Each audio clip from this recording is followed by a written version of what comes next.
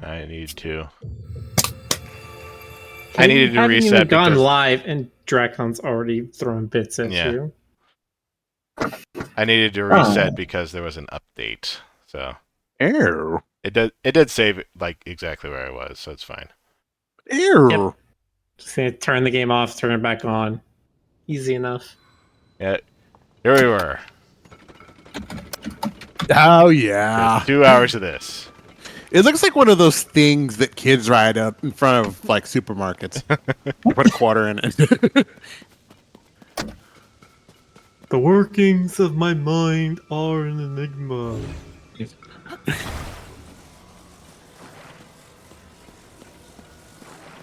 Doctor says, "Quiet, Cass. Kill it." Did Miller kill Cass? So Was it like?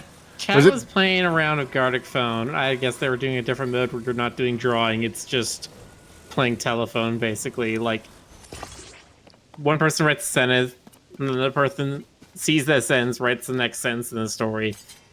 Next person sees that second sentence only, and then writes the next sentence of that story. And one of the ones they wrote is that I got killed by the Squishalope and then killed Cass. Or something. It's a violent world we live in. I don't know what's wrong, Chad. Do you need to like see someone? You okay? The thing is, though, it's called Gardic because of the art. I mean, if you take away the art, it's Gardic phone. I mean, it's just telephone. Yeah. Just different because you're not trying to mimic the thing that's said to you.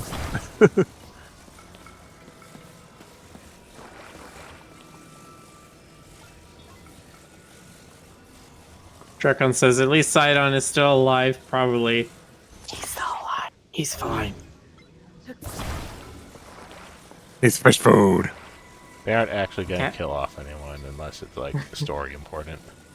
Cass, I think Cass is the only significant character from Breath of the Wild that I have not seen.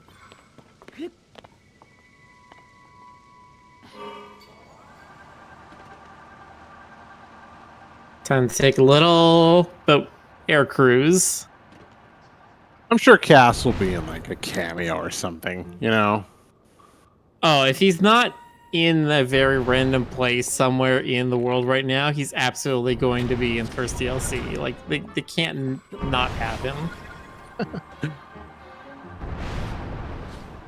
I sometimes wonder, like, to what extent Nintendo watches like fan buzz. You know, like, do they have someone quietly monitoring social media? You know, do they? I mean, I'm sure they monitor it and they Ow. keep an eye on it, but it's like, how much do they allow that to...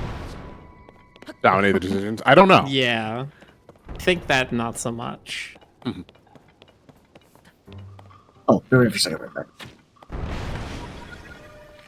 'Cause they tend to be pretty good, at least in first-party games, of having the shareholders not have any base at the design meetings, which is how every company should work. That's probably a good idea. Shareholders get to see the project when it's done, and that's all they get to do. Yeah, that's. They were brought on because they had money, not because they had good design ideas. So why do they make design decisions? Yeah. Can you tell I might have a bit of salt about this? Oh no! Salt away.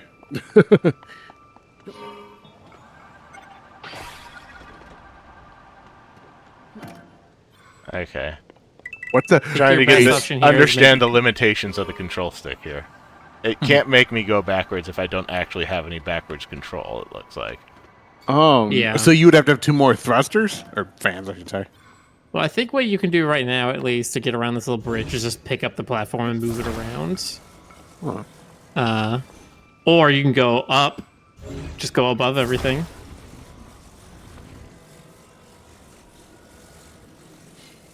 I want one of these.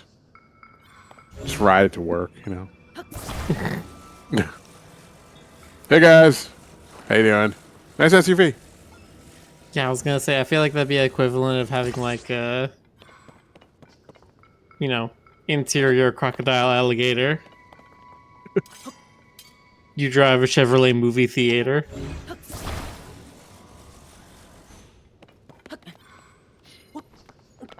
there goes his Link and his giant floating block. What an asshole. Ah, yeah. Nice. That destroyed the batteries. We If the got batteries- the supercharger on this thing. It's really kicking some horsepower. If the batteries run out, it's just the fans die, right? You don't like plunge. Okay. There Yeah, we go. just, No, so for this thing these- floats on its own, so. Okay. Mm-hmm. There's a smaller one you'll encounter later that it requires consistent battery power to stay afloat.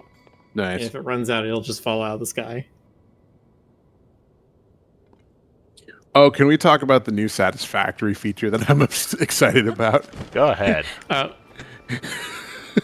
Keep talking about the power stuff. Yeah, the power stuff, because I have this like weird thing for power infrastructures, or just infrastructure in general. Like in games like Satisfactory, I'll usually be the one laying down like transport tubes and conveyor belts and power grids and whatnot. And they're adding for update 8. They're going to be adding power towers, which are they're like pylons basically. For longer distance power distribution, and also power switches that prioritize different parts. Like you have to create the different parts of the grid, but you can basically say, okay, if we have a catastrophic failure, shut down 1, 2, and 3, but not 4, 5, and 6 because those are priority systems. And even though I didn't really want to like fixate on it, my brain was like, what are we gonna do about Miller's bus? Like I was immediately just like thinking like, okay, these systems will be important and these will be like second tier, and GC's ammo shop will be like third tier. Sounds to me like you have a case of the crazies. All right, look. Also, hello everyone. I'm here now. Hi, Stoker. Hello! How is everyone doing this Friday evening? Well, the ice cream truck, the one that plays Jingle Bells, was parked like right near my apartment building for like 2 hours. It wasn't actually 2 hours, but I'm going to pretend like it was 2 hours. Stoker, don't you mean it's Friday night! Oh, It's Friday night! So, was it playing Jingle Bells the entire time it was parked there? No, it alternated between like Jingle Bells and like Yankee Doodle and other things that That's are somehow not necessarily better. yeah. Yankee Doodle came to town. Okay. What about the Entertainer? Would that have been better? I mean, If it was the entire song, you could at least stand that. It's never the entire song. so Always I'm just the one part people know. so I'm grouchy. Well, I'm not so grouchy. And we're the Rick Grouch. Yeah. How is your No. day? I went to a high school graduation. It was Was not it yours? mine. Oh. No. Yes, after 20 years, they finally set me free. God. No, it was it was one of my nieces. Oh, nice. Oh, nice. Yeah, oh, nice, oh, nice. It was, I mean, it was a high school graduation. What do you want me to say? At mine, when the ceremony was over, everybody threw a bunch of tortillas in the air like frisbees. That is such a California thing. It was amazing. And yeah. You're so Cali, dude. You're so Cali. Cause so anyway. Well, you're not wrong. Yeah, there were no tortillas at this one, I'm afraid. No, in Louisiana they throw lobsters. Live lobsters. live gigantic lobsters. You have to catch them with your teeth. That'll tell you who's going to be the next to graduate. I want this to be canon. How do we make this canon? Lobsters? I don't think lobsters are caught in Louisiana. It's usually crawfish, isn't it? Lobsters. Lobsters are like a New England thing. Miller. Lobsters. Jonas No, wants it to be crawfish. lobsters. I This want it to be guy crawfish. is, like, I in want the crawfish worst and position Dewey and possible. corn on the cob. All thrown in the air to catch with your teeth. Exactly. Yes. You just hold up your bowl, and the trajectories converge, just right into your bowl. Like, oh. Yes, that's Throw them all up in exactly the how air it at the works. right time as I dive by and grab them all at once from the air. True. Peregrine falcons do try to get lobsters.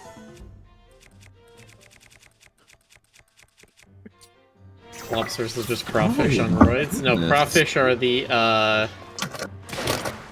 omega males of lobsters. Yeah. Crawfish are just lobsters that gave up. And they're like, I'm big enough. Big enough. They're just gonna eat me anyway. But yeah, no, there were no lobsters, there were no crawfish, there were no tortillas, but there were confetti cannons, That's good. followed by actual cannons, just to keep things exciting. Cool. Oh, good. So, House Patches can. Good. Yes, there was a house pets cannon. It fired ships named after Grape Nut and King Bailey and all the other important ships. Well, Wait, aren't you supposed to combine the names like Bailey? So what? Kaylee? Oh, okay. Is their ship named Kaylee, Jonas? Is that what you're trying to tell me? Is it a ship if it's canon? yes. Okay, fine. Why not? Who said that ships have to be only No, non? clearly their ship name is Bang. Bang. I mean, that's how they got the puppies. Bang. Oh, I made another sex joke. So wait, would A&H be like Adricard? The Guile cannon is canon. Or the Guile ship. Hadrian. Hadrian's wall. Oh god. Adrian or Hildrian. Hildrian raising that children. I guess Miles and Chaos can now, so we got to go down the ship known as the Gale cannon. really? Or Viles cannon.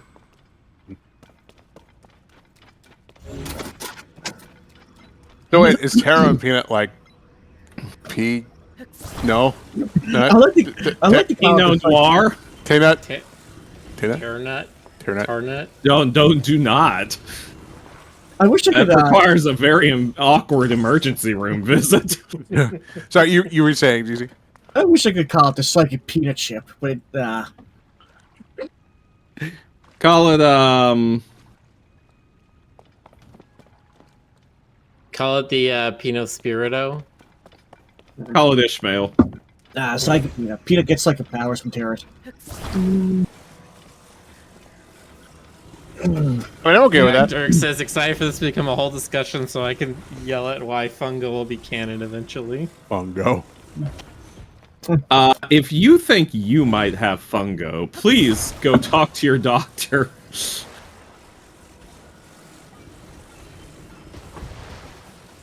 About the Alternative- defungulator. Alternatively, Mungux. Mungus. I think the name that the fans gave it is Tarnut. Or Peanut and That Peanut. also sounds like a potentially embarrassing emergency room visit. Listen, all I know is that the best house pets ship name by far is Jessica Rabbit. Yes, Nice. That's pretty I- good, yeah. I have to wholeheartedly agree. Meh. Actually, I can't even know who made it up. But did I make it up? I don't know. I don't know. Why don't you just say you did so you can get the credit? Nah, not unless I have proof. Alright, I have proof. There's this picture right here. The stick figure of GC that says I did it. My Oh, God, it's an airtight case. Submitted as the people's evidence, eh? And then GC breaks down Peanut Phoenix Wright style. He throws Canadian moose everywhere. he just conjures them like. You don't They have stampede enough out. bridge. I could just like use them as stepping stones. They just stampede out over the courtroom just to make a mess because I can't accept this defeat. We talked about the biggest moose last time. Oh yeah, that's right. There was a. Ow. We talked about this last time. The moose that was We the were talking about mooses the other night. Oh yeah, I forgot how we got on the topic, but We saw a moose in the game. yeah, that's right. Something. And out of curiosity, because moose scare the crap out of me. I mean, I've never actually like been in the presence of one. I don't want to, but I mean, just in principle, you know. The fact that they exist Yeah. disturbs you.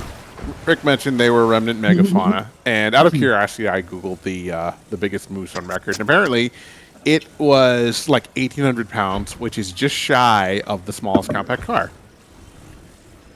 Yeah, them mooses get pretty big. And then I heard Miller say something about them cutting off the roof of a car once. Ugh. Oh yeah, the use in certain northern areas of like Canada and stuff where moose impacts are a fairly common thing. They have to like test for them, and so they have crash test dummy mooses that are just giant rubber sculptures, and they'll Magnificent. test running cars into them. And yeah, basically, the moose does not stop the bottom part of the car moving, but everything above the hood just disappears. Into the moose dimension. Including anything that's, you know, inside the cabin of the car, like people.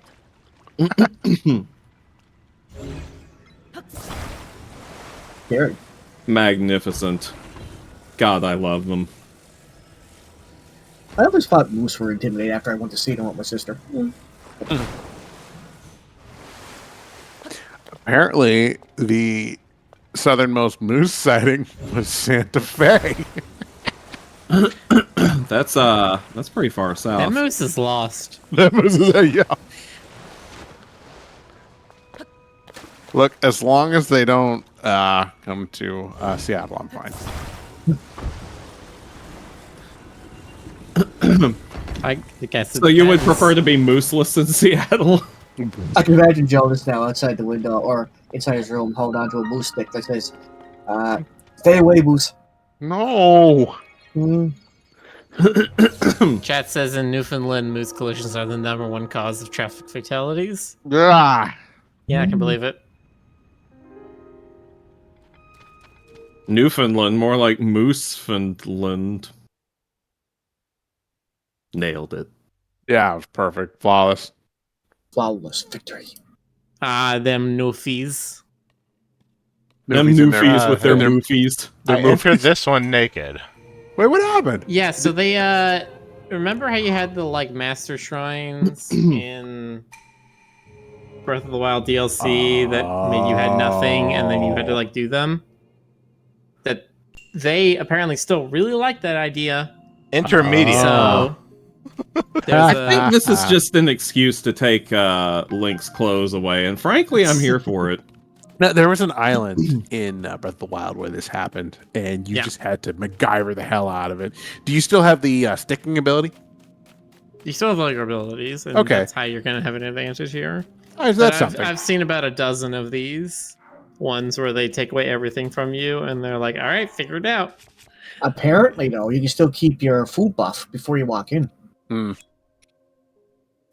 right, you ready to party? Let's get a party hottie.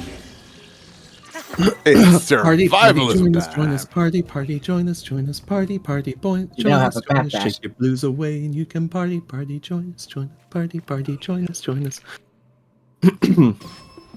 Nice. Good start. Good start. That was going to make it a lot easier. You I now do not have celebrate- very many arrows, Now- so Oh, no. be careful with that.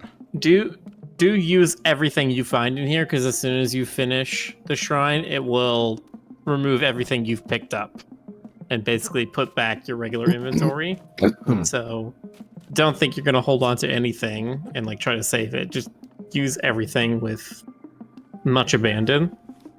Makes me think of the ancient cave from Lufia 2. Do we have Canadians in the audience?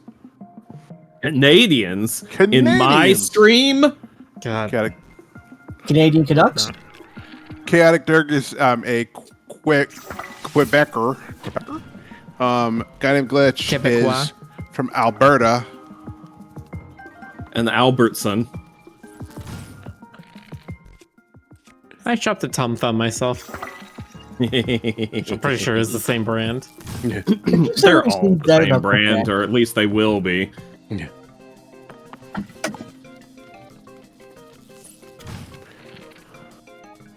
I still got reviews myself. I remember there's a Quebec and a Quebec City. Right. There's also like a California city, but I think it's in like Nevada. Yeah, of course, Hey. because why not be confusing as possible? Stoker, question for you, since you're also in the deep south here with me, and I guess maybe Rick as well. Why do people love HEB so much? I wouldn't know. There isn't actually an HEB anywhere in my area. That's a market, right? Yeah, Yeah. it's a supermarket, but it's like very common. I've found Pick up some in extra arrows. mostly rural areas. Yeah, I don't think my area is rural enough for HEB. See, we're not a food desert. We got a whole bunch of different grocery options here. We got Kroger's. We used to have Albertsons. We Do you got have, Walmart Piggledy and Wiggledy? Targets. We don't have Piggledy Wiggledy, but we do have Whole Foods. Higgledy wiggledy. You have what? Oh, God, what's the one that Kyle made Grape mention? Wilmot's, Wilmot? Wegmans. Wegmans. I've never Is heard of that is that where you go to get a Waweg board? What? You know, a Waweg board. Oh, wow, Wegboard. The thing you call A the Weggy glass board? on. Yeah, a Weggy board. Weggy board. A Luigi board. A Luigi board. Luigi board. Luigi Stop board. that. Stop that. My favorite thing on that, other than all the Luigi boards, was can you buy one or do you have to get one made by a witch or vegan? So, I don't know if anyone in chat is going to know this one, but my old hometown I don't even know what market. this is. Yeah. Punch it. Turn it on. See what it does. My old hometown market It's was zappy. called... Nice. My old hometown market was called Lucky's. Does anyone know Lucky Market? I'm guessing not. Nah, afraid that one is not known to me. That was for like groceries, and then to just get stuff like T-shirts and whatever the hell, like coat hangers and glue and stuff like that. You go to I Kmart. like to imagine these are all part of some sort of like Yeah, so the coat hangers. contraption that Link is sticking together. T-shirt, coat hanger, glue. Well, I guess he wouldn't need the glue, but still. I love thanks the for that arrow. meme somebody drew of George of the Jungle Drover. They're like, thinky quickly, Link made a flamethrower with planks, a piece of string, and a flamethrower. That's not George of the Jungle. That's Dave the Barbarian. Oh, thank you. Because like Excuse me for not the knowing my C-list animations. I beg your pardon. That is an insult. I've seen like one episode of Dave the Barbarian. It's awful. No, That's- it's no. at least B-list. Listen, you. Maybe I saw a bad episode. Listen, you. Dave the Barbarian was an underrated gem. I will die on this hill, and I will take all of you with me. What was the show called again? Dave Dave the Barbarian. That's where Oh. the meme thing where it's like thinking quickly. Dave constructs a megaphone from some rope, a squirrel, and a megaphone comes from. Oh, It's also the one It that has is. the Christopher Walken unicorn. Oh, yeah. And one of my favorite gags in there was a so this show came out in like 2004 or something like that. And, most of the show took place back in ye old barbarian times. But they decided to have a time traveler whose name was like Nate, I don't know, something, man of the future. he was just like a freaking accountant who figured out time travel, and he traveled back to barbarian times from the distant future year of 1993. And he brought back like all this freaking 90s stuff to enrapture the barbarians, like handheld gaming systems that just ate through batteries. As a matter of fact, as I recall correctly, he got them addicted to that, and as he was their only source of batteries, and the batteries would always die within like 2 hours, he temporarily became their king.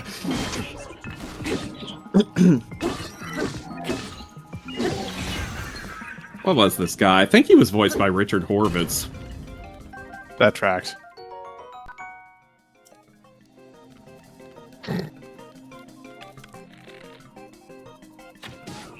Chat now correctly identified that Marianne is part megaphone.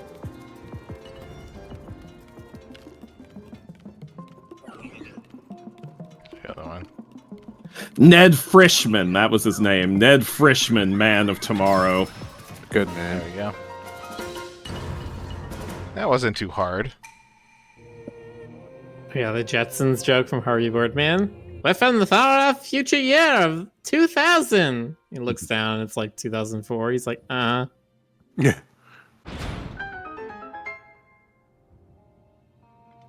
Or what was it supposed to be? It's like 2050, wasn't it, in Jetsons? Because it was like George Jetson was supposed to be born this year or something. Year was the Jetsons. 2062. So there's still time. Yeah. And George It's about Jetson. 39 years. What was technology like 39 years ago? 1984? We were just getting used to Atrex? Yeah. Well, no. 84, Atrex had already come and gone. Because that's where starting to be the new thing in 84. Nah. In 84, we were sending emails by stone tablet. Thank you. We'd carve out our message and then load it into the catapult. And if Okay, we it was didn't hear literally from our friend, it's because the rock hit him and killed him. Oh, yeah, it was literally 1984. Yeah. 1980. So you don't have a check mark Hang on. the Were cave you symbol about on to your map. sing Hang on. 1985 Hang from on. Bowling for Soup? Hang on. What's this about Miller's blasphemies against Fleischer Studios? Yeah. Oh, I said the Fleischer Superman cartoons, while visually incredible, the writing was awful. I mean, Very that's boring. true. But I mean, that's true for most incarnations of Superman, if we're being honest. Yeah. Like, if I had to put the good Superman stories and the bad Superman stories in the scale of Anubis, he'd take one look at me and say, "Get the hell out of here! What are you doing?" Think about that. I'm trying to, but Nah. it's too abstract. No, see, the thing you have to understand about Superman is that to enjoy anything of the golden and silver age of Superman, you basically have to have an appetite for batshit insanity. Well, okay. The Golden Age stuff was influenced. There was no superhero concept at that point. You know, they were defining the concept. So they were drawing from like mythology.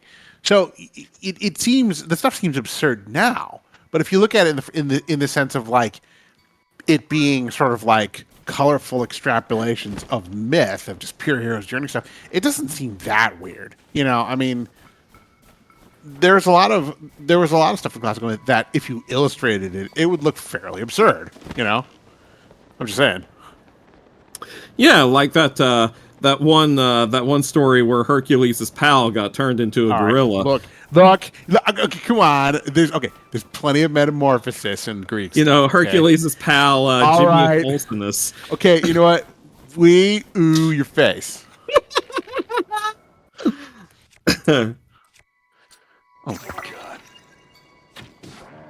But you don't want to hear more stories of Jimmius Olsenus's misadventures? Look. You could absolutely fine. You know what? Your face. Your face. And also Hey, do you your remember face. that time that Superman married a mermaid from outer space? Look, that How about when Supergirl was in love with a horse? okay.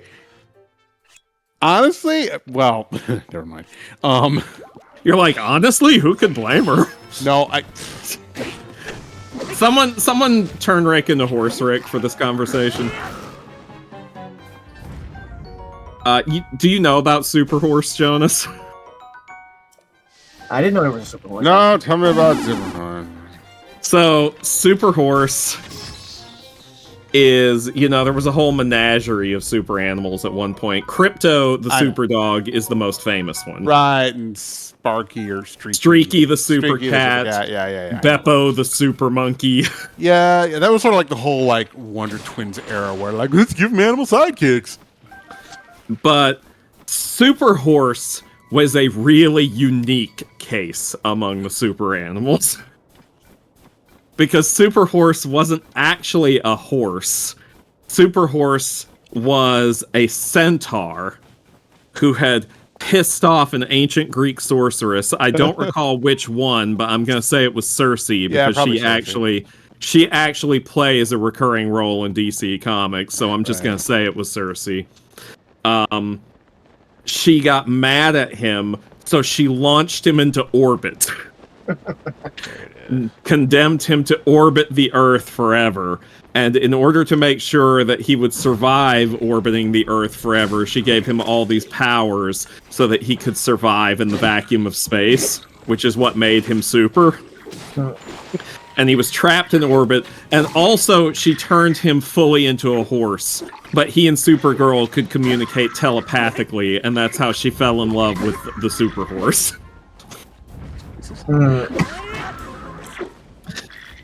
And then they gave him a little cape, because why the hell not?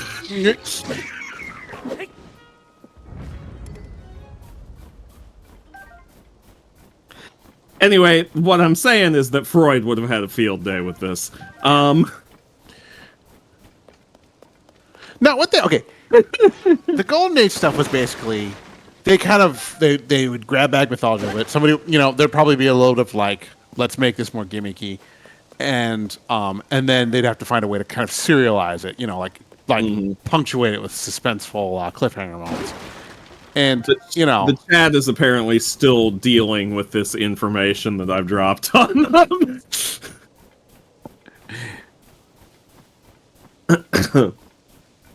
And I knew someone would bring up Sleipnir. Yeah.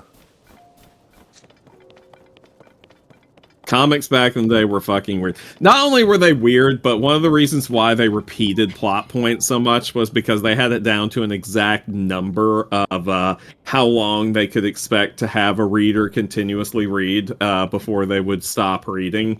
They're like, our average reader's only going to read these comics for 2 years. So every 2 years we could just recycle this plot again. Yeah. That's why Jimmy Olsen got turned into a gorilla at least twice, and all this other nonsense.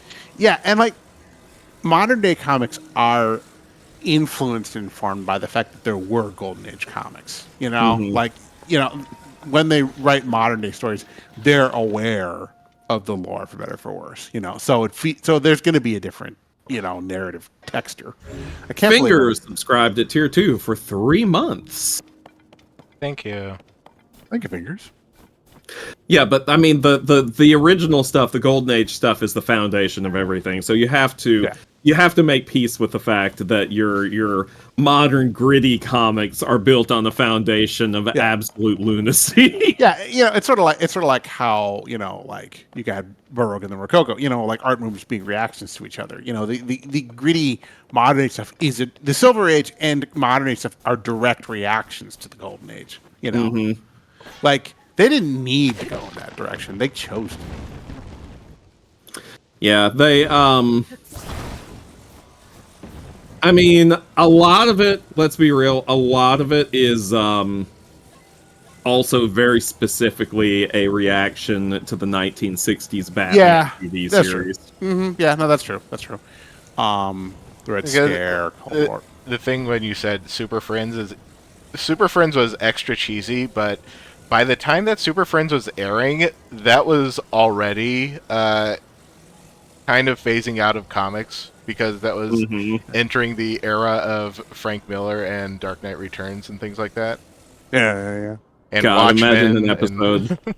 Imagine an episode of Super Friends written by Frank Miller. Oh, I'm sorry. I apparently missed that it's on level 2 and for 7 months. My bad. Maybe.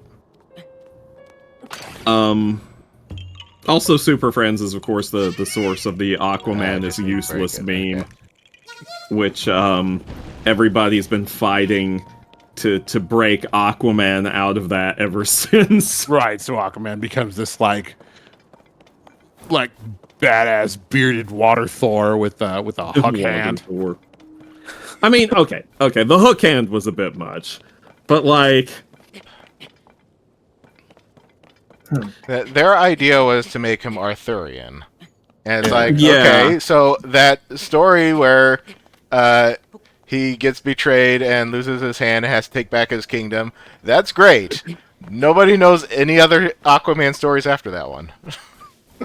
Yeah. It's a shame because one. he's kind of an interesting character. It's just that he's not very easy to incorporate into stories because underwater. I mean, who wants to read about fish? Just fish. I like the power of having power of the ocean on your side, though. Yeah. Wait, what are they doing with Paul and Mary Jane? Paul who? Paul's a new character Oh. that they're making into Mary Jane's love interest since, Peter made a deal with the devil and broke up his own marriage. That hasn't been retconned yet? No.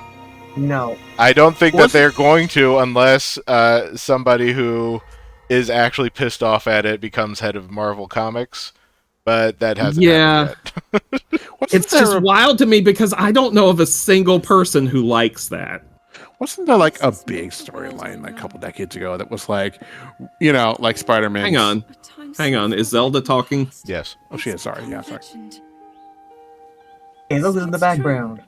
This is really the era of Hyrule's founding? Your presence here is just as strange to us, Zelda. But if you, like Sonia, have a secret stone and are able to manipulate time, then your story makes sense. Oh? I believed her right away. You needed the secret stone as proof, Rauru? I can feel your light power within her, as well as my time power. Additionally, I sense that we share a blood connection. That's right, Zelda. You're part goat. I see. In any case, Zelda. I also said people in the you had past said had much larger you needed ears. to return to your era as soon as you possibly could. Yes. In my time, something terrible is happening. I need to get back there. But how do I do that? I don't even know how I got here in the first place. But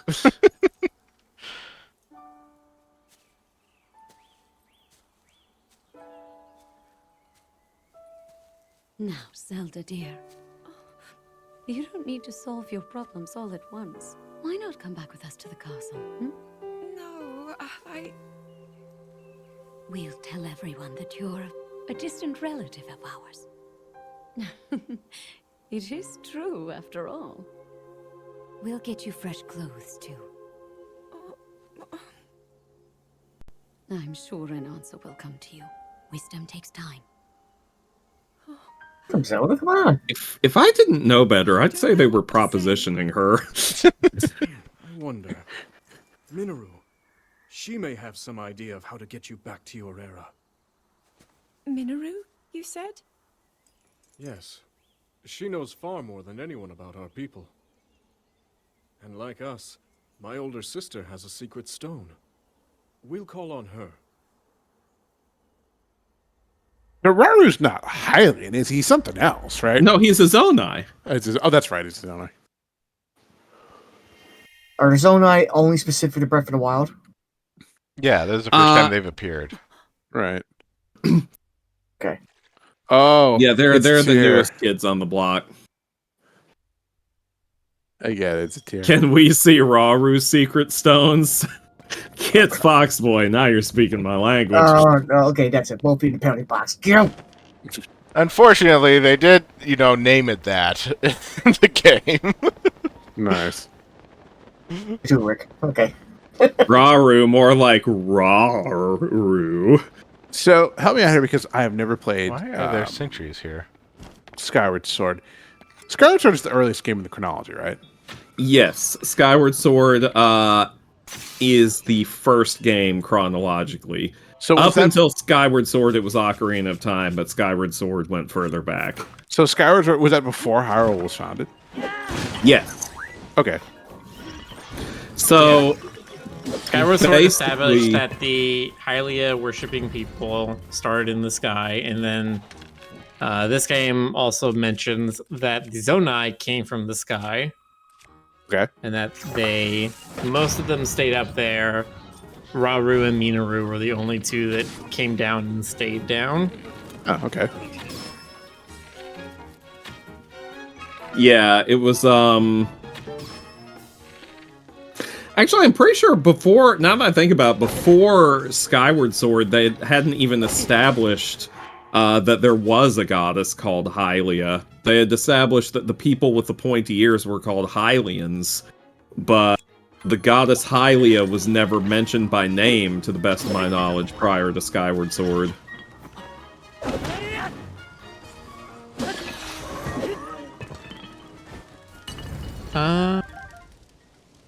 Yeah, because I'm trying to think. Ocarina of Time explained it as there were three goddesses. Yeah, Din, Furor, and Nehru, who created the world, created the Triforce, and then peaced out. It's kind of funny. They're canonically the three most powerful of the gods of Hyrule, but they do the least. They show up, they make everything, they leave behind a source of endless trouble, and then peace out.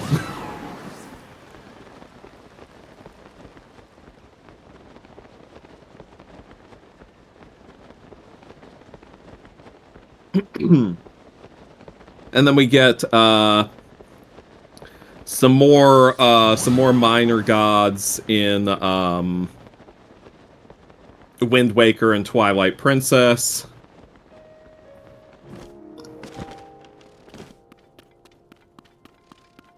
And then frickin' Skyward Sword.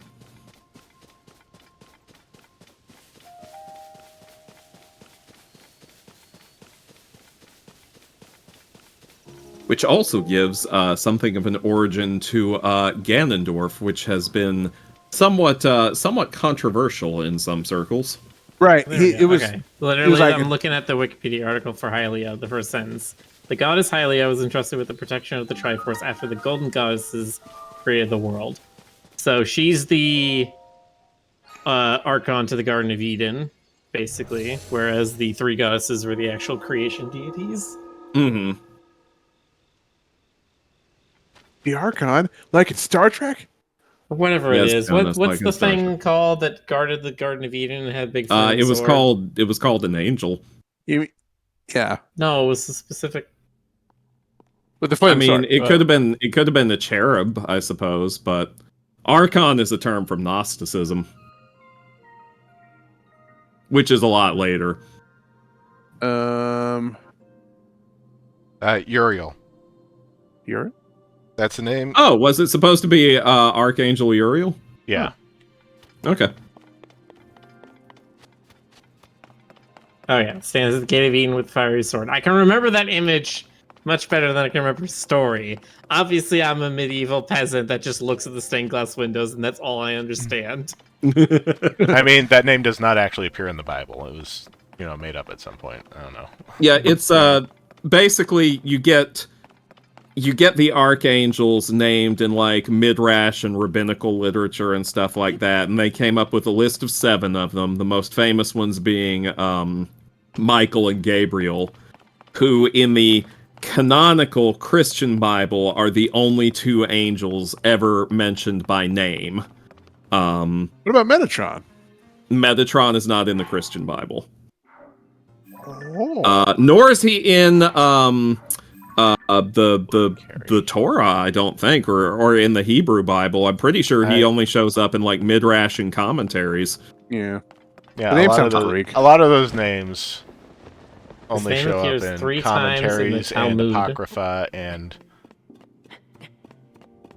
As a matter of fact, I mean, if we're really gonna get into the weeds with this, Lucifer is not actually a biblical concept the way people think it is either. Yeah, that's true. Right. They just call him like Shaitan, which means like the accuser. Well, I mean, Well, Satan is just a very generic word. In the Old Testament, yeah, Satan is just the accuser. He shows up in the book of Job. Right. Yeah, it's just literally Satan just means enemy. And it's a super generic word. The term for that becomes Lucifer in the Bible, that's actually from one of the prophecies of Isaiah. Yeah, it's Isaiah. Yeah, and it was translated as a name in the Latin Vulgate, but in the original Greek, that just means the son of light. Yeah, Right. it's if you look at it in Hebrew, it's Hallel ben Shahar, which is possibly a reference to an obscure deity of the Ugar people. But we're not really sure about that anymore. And the entire verse is the whole passage is directed at a human king. It has nothing to do with an angel. It's just in very great hyperbolic terms, and people went nuts with it. Wasn't the whole number of the beast thing originally like had something to do with Nero? Yeah, well, if you go through again, if you use Hebrew numerology, then yes, Nero's name, his full name and title and all that does translate to 666. 666. That's funny. So that's it is almost certain that Nero is who they were talking about. But whatever. Religion can often be a very long game of telephone. So Long game of Gartic phone. oh my god, can you First imagine? game of Gartic phone. That just reminds me of the OSP video from today, where she was talking about the 9 realms of Nordic myth and how she's like, well, turns out there's basically no source on anything but like 2 of them. Really? So wait, where? There's lots of. The thing is that there's lots of realms in the Poetic Edda, but we're not really sure what the 9 realms actually refers to. Oh my god. Yeah, because there's a lot of places, especially from at least how the video was presenting it. It seems like a lot of the places were just like, this person had a feast at their hall in blank, and then blank is apparently an entire realm. And it's just like, well, is it an entire realm, or is it literally just their living room is called that? Yes, I call my living room Nidavellir. I mean, you would. No, you would. Okay, you know what? Fine. Now you'd probably call your living room like, probably call it like Transylvania or something. Listen, I wouldn't have a living room. Actually, do you know the origin of the term living room? The living? Okay. I'm not wrong. Now, do you want the more sensible answer? Go ahead.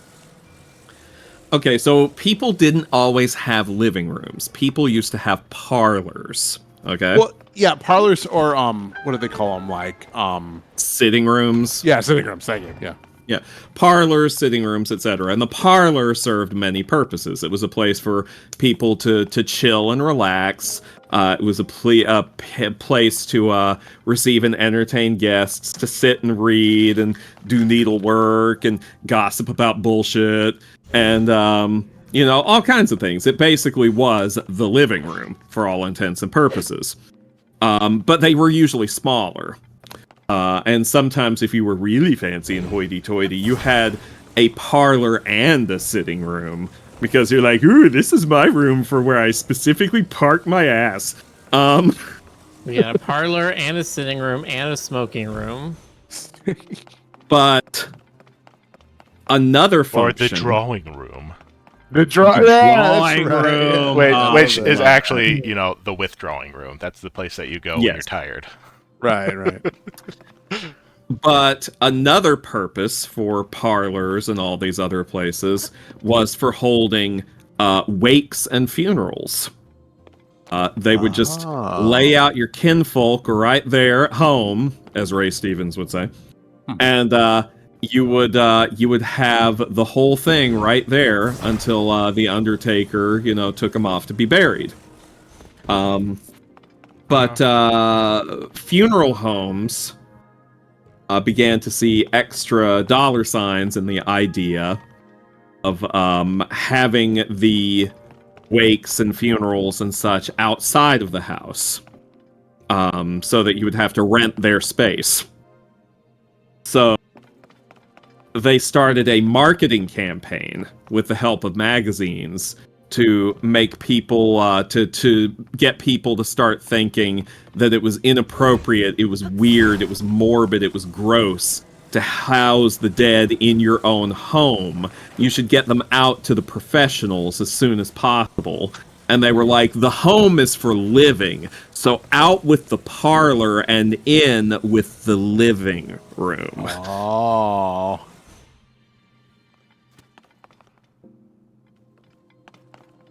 That is kind of morbid. That's weird. One of my personal favorites is the fainting room. Like, yes. You go in there just like, just fall over. Wasn't there a running gag in Friendship is Magic in at least one episode where Rarity would have to, pull up a fainting couch before that's right. Yeah, she would have a whole fancy couch that she would just apparate out of nowhere so she could do her southern drawl, my stars and garters sort of thing. Rick, what are you making? I need a bridge over there. Oh, I see. Okay. He's making a bridge over I do troubled not have water. anything else to attach to it. I was going to wait and see if you were going to, ride that whole thing down the rail or something. Okay, since you bring up Vomitorium, Kit Foxboy, I have to be the one to break your heart over this. The Vomitorium is not what you think it is. It's not a specific place for people to go and puke. It's literally the exit. That's funny. Oh, and they beat me to it in chat, explaining that. Yeah, that's just a mistranslation over the years, because vomit comes from exit, not exit from vomit. And you can quote me on that. Can you imagine if they had a fancy name? Let me have this! No! I refuse!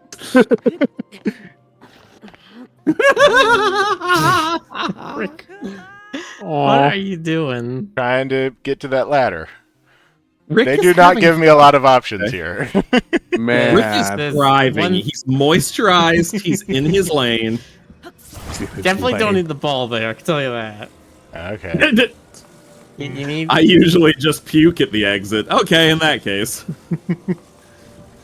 Please, I need the hurling chamber. You can just go ride one of those Magnetrons at the fair. See, I'm expecting, That's called a powder room. That's where you go to throw up. Do your bulimia. Oh, great. You made it dark. So, do they call, what do they call, bathrooms? Do they call them, fecatoriums or something? Yeah, they called them the shit house. Yeah. No, but the gentleman, the aristocratic class, do they have some fancy name for it? Like the, I guess the lavatory. Yeah, lavatory, yeah. Mm-hmm. Now, who here knows the original meaning? I know Rick is going to know this. Jonas will probably know it too. Other than you two, who knows the original meaning of the word gymnasium? The literal translation. I do not.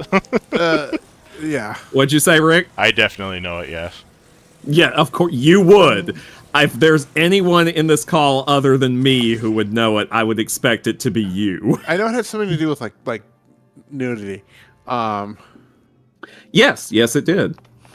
The Greek word gymnos means nude. Yeah, thank you. It does.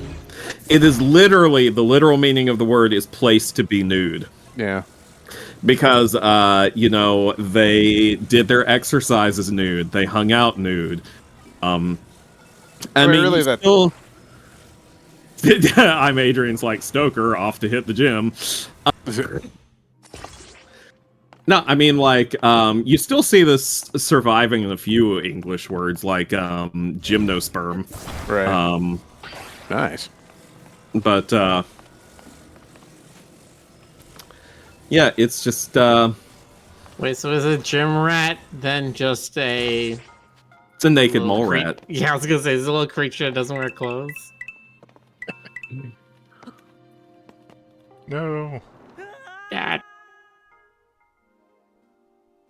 Okay, fine. I'll add on one more piece to it. I should probably eat something before I die of falling down repeatedly. Yeah, don't do that. Also, yeah, we really have been jumping topics a lot tonight, haven't we? Nah. No. It's our brain trying to save us from thinking about this. Yeah, I mean... Or else it's just gonna hurt if we're trying to figure out these puzzles along with Rick. Miller's correct. I can feel part of my intention trying to kind of, solve this. And... Well, I say figure out the puzzles, I have to figure this out, and it's... It's definitely an emotion welling up for when I know I have a solution for it, and I do not want to tell Rick. Okay, construct though. That's why I'm not paying attention to the puzzles at all. There you go. Miller, that's called feeling backseaty. Yeah. It's kind of hard when I did this dungeon not 2 days ago. I'm just a sucker for spatial puzzles. Okay, I literally have 2 Rubik's puzzles on my desk right now. You're solving one in each hand. Yeah, right. There's no Rubik's puzzle in this game, but I did find one shrine that is all it is a Jenga tower, and you have to disassemble it without knocking the whole thing over. And I actually love it. I'm sure that if they could, they'd put a Rubik's type puzzle in this game. They probably just don't want to because it's a patented puzzle function. I'm trying to think if they did something like that in the first one. Not that Like one of those device shrines where you have to take some floating cube or something and twist it around in a certain way. A symbol Or a couple puzzle. of those. Like a manifold symbol puzzle. I don't think so.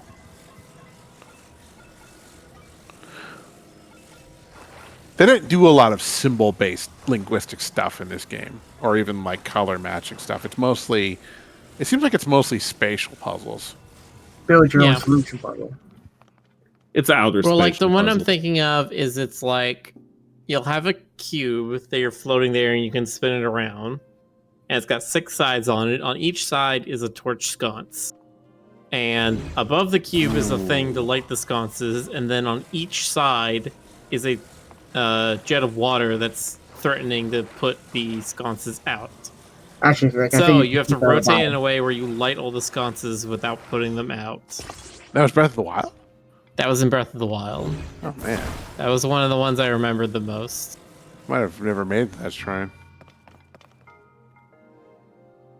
You got it, Rick.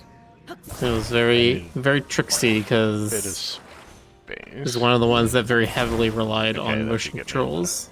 Yeah. You had to have precision with it as well, so... I hate motion control stuff. Don't we all? I got no control. I got no satisfaction. Oh.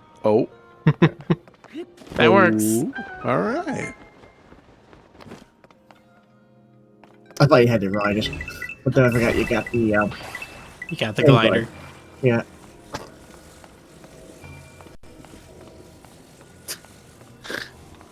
Hey, Jonas. Bye-bye, Cat Fox Boy. Thanks for the bits. Thank you. Yay, bits! Was that Thanks server? Insert Oh. common coin noise. Do you remember some of the extra features in the first Sly Cooper game, where they had like some behind the scenes developers commentary, and they had like an early placeholder voice for Sly? No, And, I don't like- think I ever saw that. Oh, you never saw that? Yeah, he was talking like this. The early placeholder voice. And like the developers were just listening to the commentary, and one of them was like, God, I've never wanted to strangle a cartoon character more. Nice. And at Yeah, one I point sound he's a like, criminal. I'll use my climbing move. And both of them were like, my climbing move. Sounds like Curly. And oh God, it kind of does, huh? Yeah. And I, every now and then, I feel like just going, my climbing move to people, and then realizing they will have no idea what I'm talking about. They probably think you're talking to Three Stooges.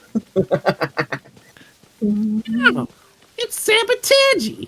Sabotage. Why, certainly, Governor. You wanna jump in a hole?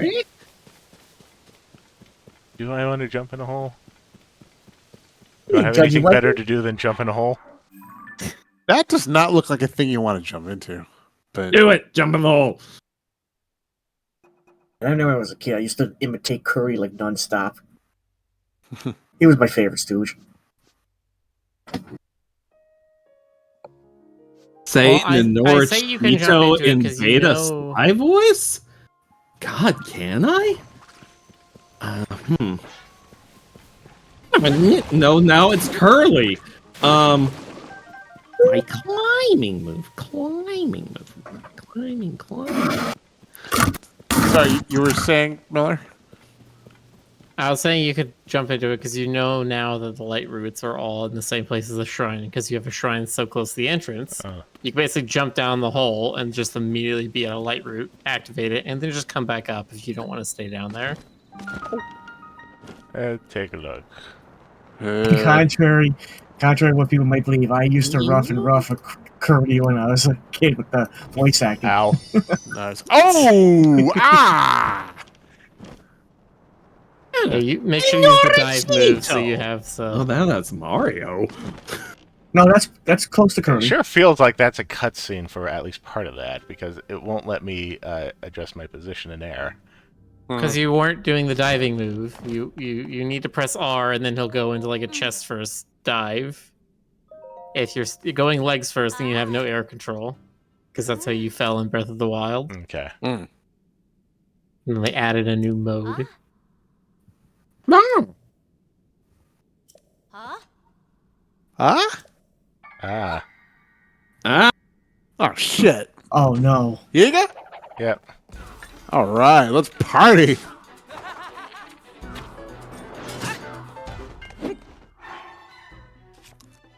All the way in here. Ika ninjas. And you jumped to your death. Okay. Oh. Meanwhile, in my head, I'm like, Iga, the Metroidvania guy?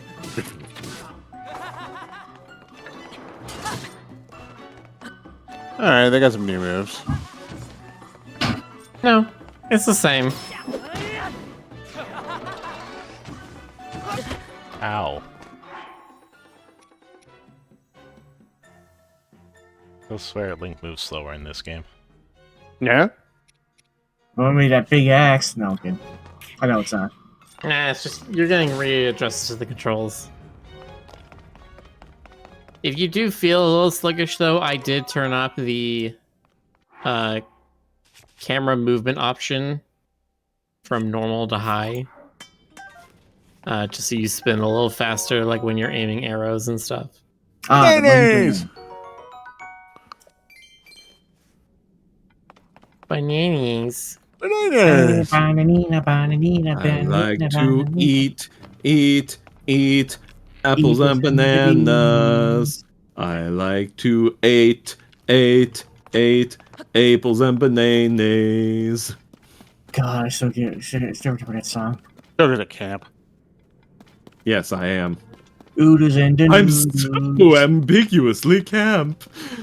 I like to eat oodles and doodles. Ah.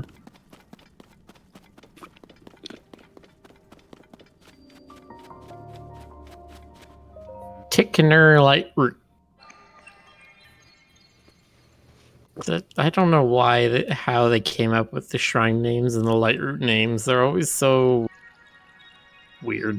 I think, well, I believe the shrine names, at least in Breath of the Wild, were scrambled versions of names of, I think, like either members of the staff or like people associated with Nintendo or something like that. Okay. This shrine is called Migeru Shiamoto. Yes, thank you. Is that a Japanese name? Yeah.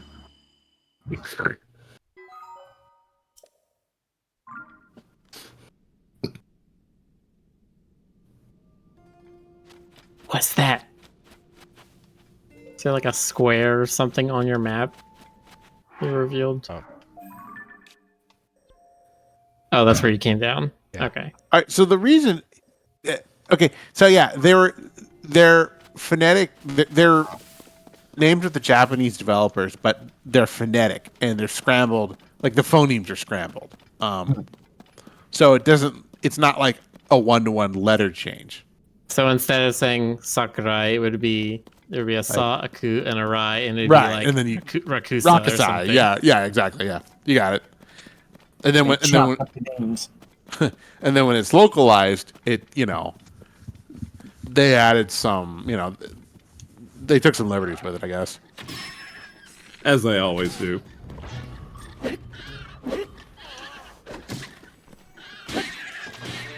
I don't like these things. Well, you know what, Jonas? They don't like you either. That's fair. No, they kind of suck.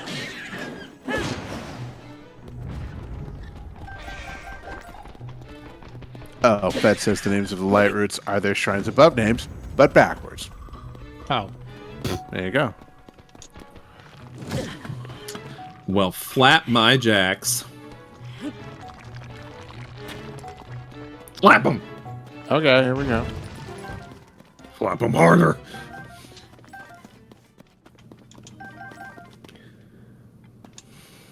But yeah, like the Omen Ao shrine, Omen Ao, it's Eiji Aonuma. Just yeah, anyway. My God.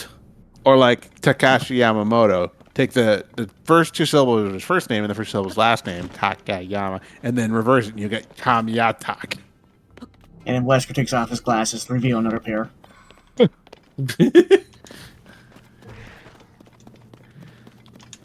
With another statue. I guess that is a pretty good way to just come up with 120 names that don't need to relate to anything. Pretty much. Oh. It's a statue of a man, but a bird. A bird man. Man bird. Oh, Oh, yes, that. Man bird! That's totally it's totally the Chrono. A bird bitten by a radioactive human and imbued with the powers of humans. So, like, being able to anxiety. talk and pay taxes. Yeah, like I said, anxiety. Anxiety. I mean, was there ever a Chozo in Legend of Zelda? I don't think there was. Well, no, I think Chozo are just Metroid. Not right? they're not Chozo in any Zelda game. Okay. Because that's from Metroid. I know, but, Nintendo cross-reference. I know they don't do it much, but I got a feeling one of these days they're The going to do only it. one I can think of was Link's Awakening, and that's because that game was literally a dream. Hmm. Oh, well, there were chain chomps in A Link to the Past. Yeah. There were. I mean, weren't there change types in a couple different games? There was in Link's Awakening, too. Like, wasn't there also a change type in one of the Mega Man games? No. Mega Man. Maybe No. I don't know. Character, there's no way a bird can do taxes even if it gets human powers. That's true. My mother does my taxes. My mother told me when I was a sweet pea. My mother done told me, son, this is a write-off. Here's an axe to your tax.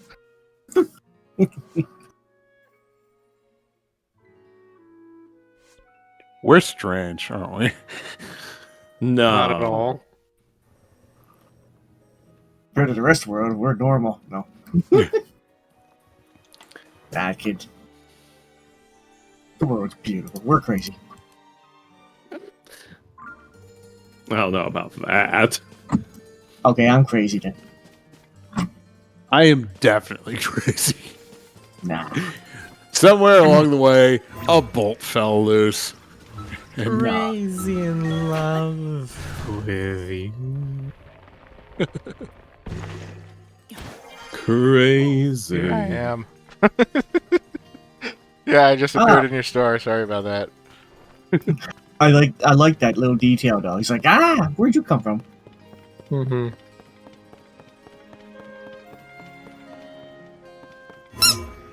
It's just like, it's cool, I'm a protagonist. The storekeeper's like, what's a protagonist?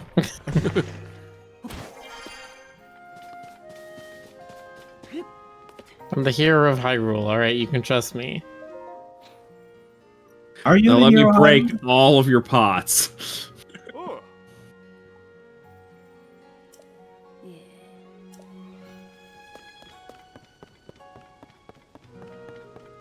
Sounds like they want me to go to Elden next. Oh, It's time for Elden Ring.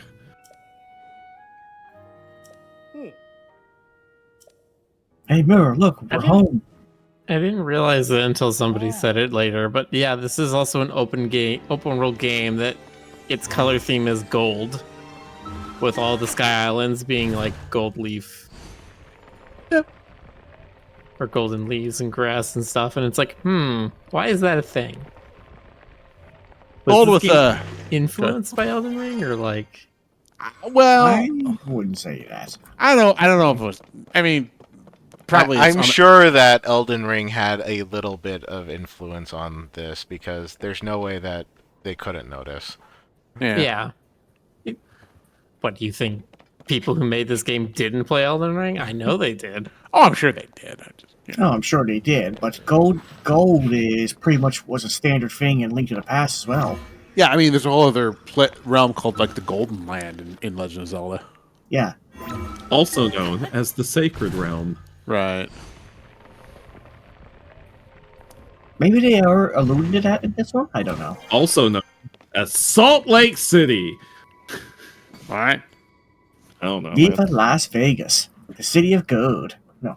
Where the hell is Vametto? There should be a 200-foot tall stone robot bird right here. Where'd it go? They parked Who lost it in the garage. I was just gonna say they probably found some place to put it in storage. You know, behind a mountain or something. Where are all the beasts? You know. Walk That is a away good for question. 6 years and it disappears. What the hell happened? Yeah, I'm curious too. Also, Yeah, I've now refined my timeline. There's a couple other things I've seen that say no, it's about 6 to 7 years between Breath of the Wild and the start of this game. Yeah. Because there's a couple of new kids you meet, and they're already kind of walking and talking and being their own people, and you're just like, oh god, yeah, they're already like 5 or 6 years old. Okay, so yeah, that's kind of south of here.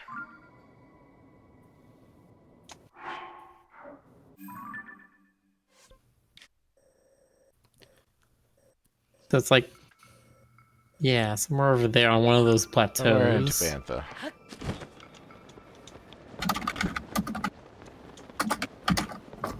You know, here's a question. What do you guys think was the most overpowered ability Link had in the first Zelda? Or Breath of the Wild?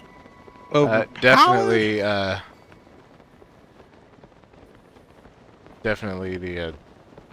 the ability that Rivali gives you. Rivali's Gale. Oh, the Gale? I use Yeah, that a lot. that was I the most mean- useful one. At this point, they give you the Ascend ability because everybody's basically used to having that power anyway from Breath of the Wild. Right. Mm-hmm. I thought the things you could do with stasis were kind of silly, like launching shit into orbit by hitting it enough times. I mean, stasis is definitely the most broken ability. But you do kind of have to know the inner workings of the mechanics in order to break it. Right.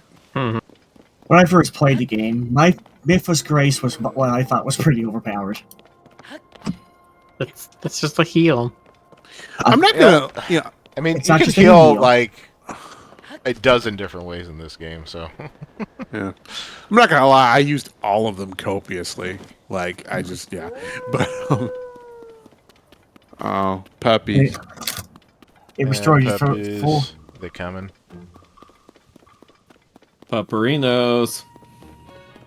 Pepperino, if you keep chasing us, we're gonna have to turn you into pepperoni, like that. No.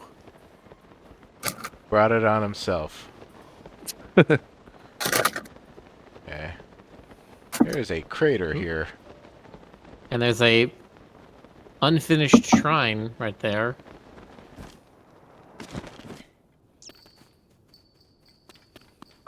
There you Hi, go. Bloopy. Bye, Bloopy. Which direction you going? You're going into the crater. Okay.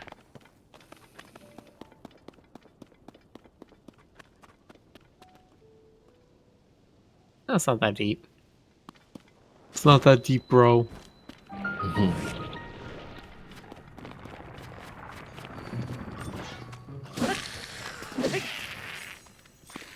Those are great noises.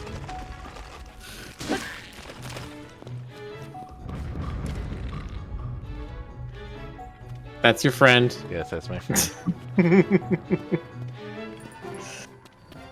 Yeah, I can't say how many times I was glad in the original Okay. how much. So, fighting two likes at the same time, that's gonna be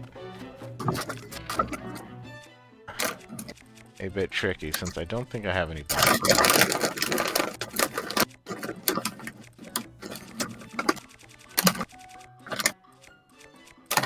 Mythos Grace basically made me experiment a lot more safely than the original. Wait, these are And the extra 5 I want fire for and the extra 5 parts was awesome. Ooh, Jadis. It does kind of look like that, doesn't it?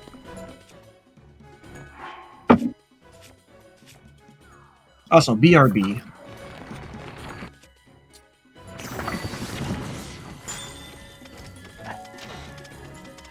I'm not gonna be able to attack them if they keep freezing me. Yeah. Not get frozen by them.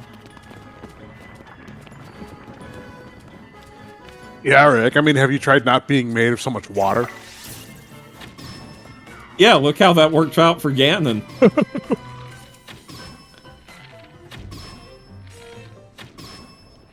I mean, it did pretty good for him so far. He got to live an extra 10,000 years, and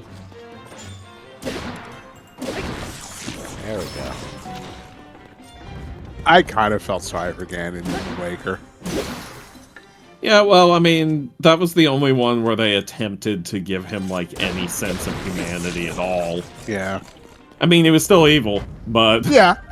But I mean, you understood, like, you had some understanding of what was going on in his head. Yeah. Would be nice to see a little bit of that again someday.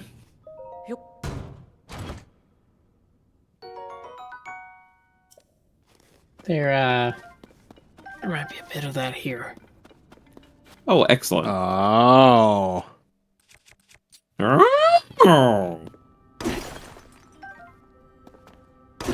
Now, Miller also mentioned that there was a cutscene that there was some genuine pathos involved. Oh yeah, I got all the Dragon Tears yesterday, and after watching the last one, I was legitimately crying.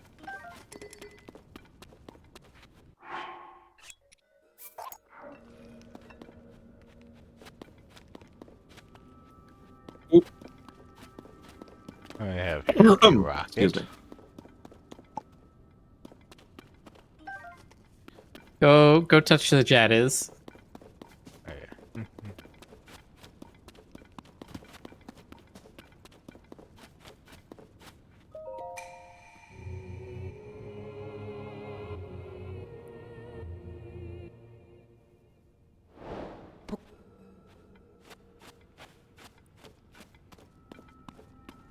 But now you got to get it out of the crater.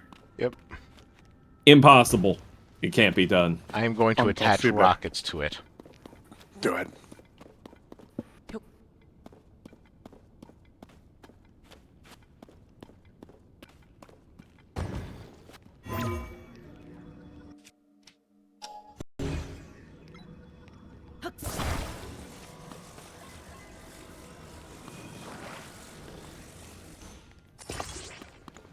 That's not going to be helpful. Thank you all for coming here today and attending this Hyrule space program exhibition. I'm curious if, I mean, I'm sure someone's done this. What the maximum like altitude is in this game and what happens if you try to you know, go in orbit or Exceed it. somehow. Like, I know that in previous Zelda games, if you try to get, like, in Breath of the Wild, if you try to get to the end of the world, or I should say the edge of the world, it'll just, like, force you down into the abyss. But, I mean, you can't fall into the sky. Okay, fine. Why not? Alright, fine. Anything else? Nobody's gonna tell me I can't fall into the sky. There's at least a second rocket. Yeah. Just trying to figure out how to make a solid platform. Maybe I need to go out. That is up there. Do you need a solid platform? Not necessarily. It would just make it easier to stabilize. Rockets always, well, shouldn't say that. Rockets don't always fly straight. If you have a pair of rockets and they're same distance from center of gravity, then they fly straight.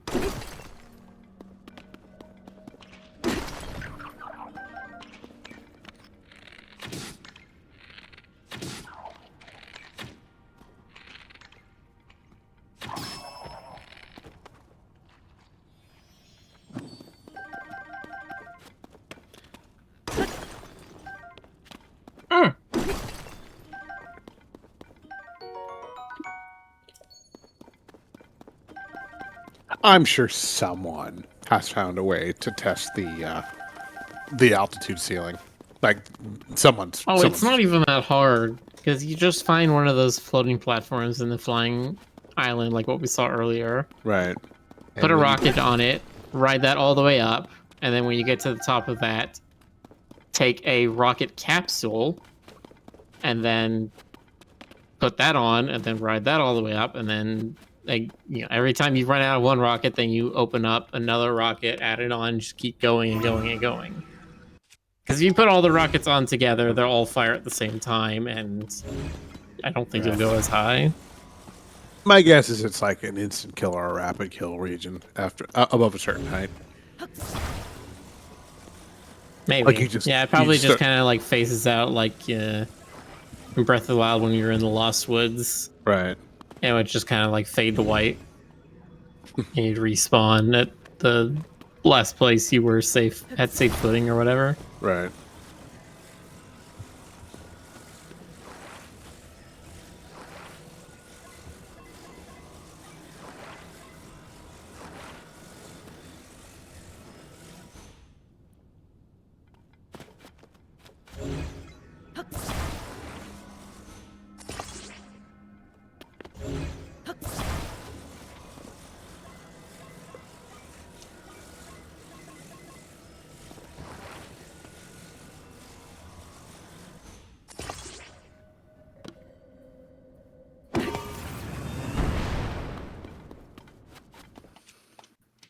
It works.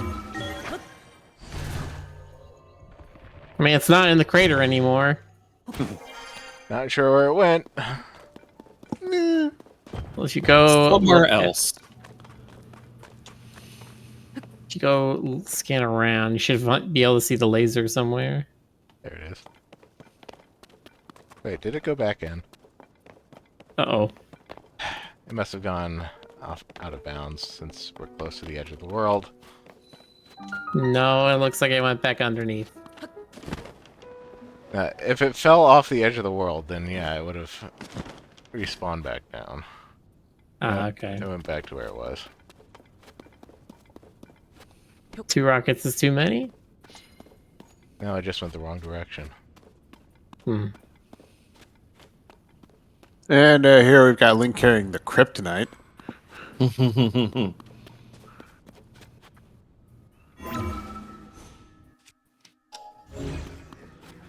Could Superman beat Link? Anyway.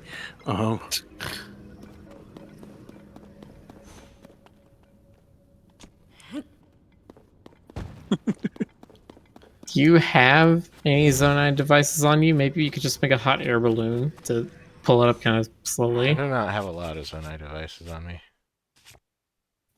I have time bomb, a wing, portable pot, flame emitter. I need to get more Zonai devices. Those rockets haven't respawned.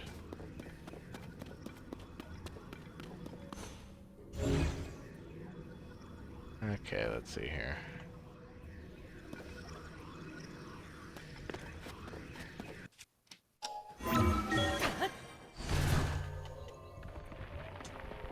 Jill says, wait, do you need that thing to get into the shrine? Yes. Yes. That's the entire thing. Need those rockets to respawn.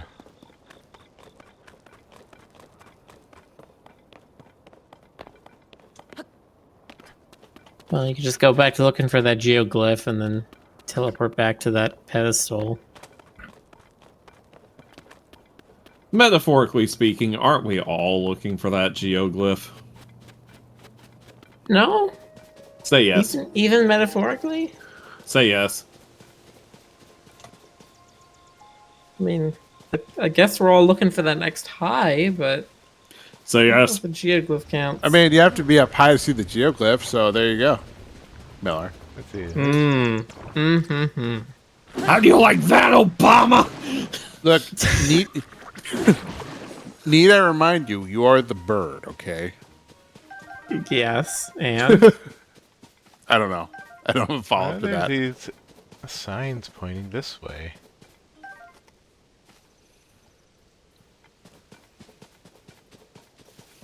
they're pointing at that one tree, aren't they? Hey, Yes, Rick. they are. So I will climb this tree. Just as a Hello, joke. Soft Diamond. Thanks for the raid. Oh, nice. Hello. Oh! Rick, would you ever, just for like a one-off, would you ever think about playing GeoGuessr? Maybe.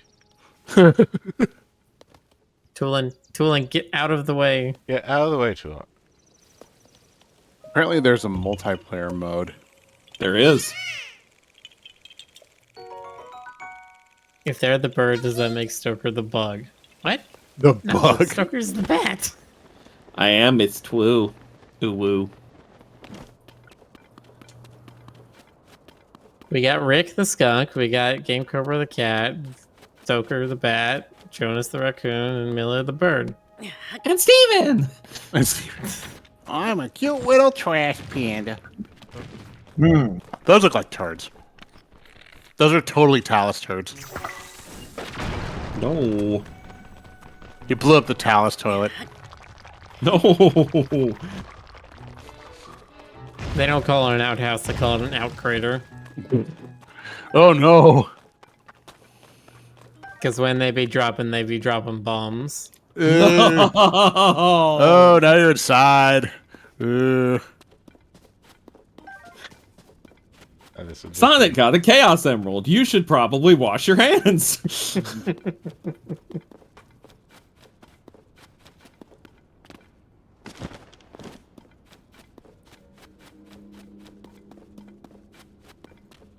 Wait, you can pick those guys up? Yes, it is literally the best way to fight the tiny taluses that aren't ice or fire. is just funny. pick them up and turn them they over like a really turtle. Just did not respawn. Those rockets just do not want to respawn. You gotta They get don't. further away, my dude.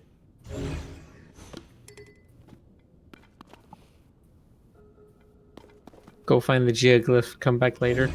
Okay.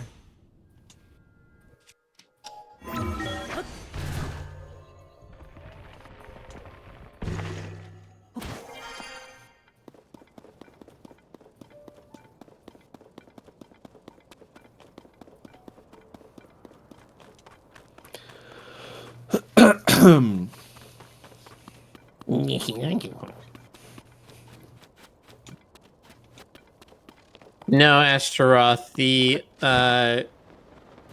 Master Hand ability in this game does not let you actually go very high above or below where Link is standing. Definitely not as much as the crater is deep. It's only 10 feet above and below you can reach. You can reach pretty far away from you laterally, but it does not. The game does not want you to be using Ultra Hand to raise or lower items.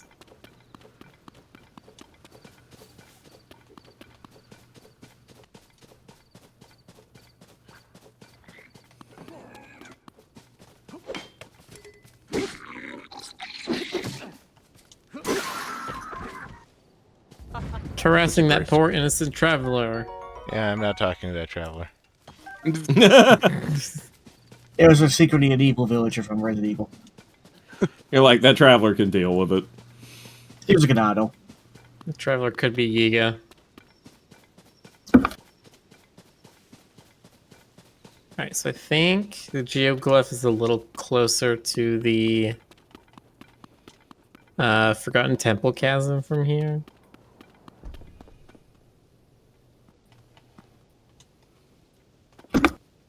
Spicy pepper. Okay then. Make an offering.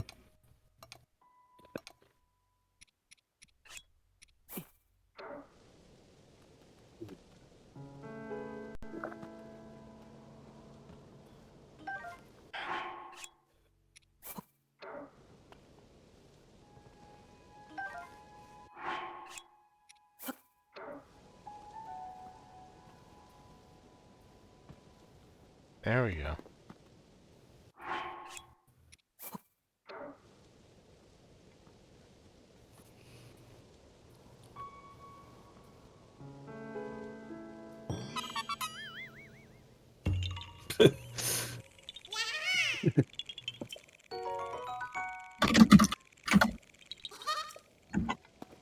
Unfortunately, we cannot crucify this one.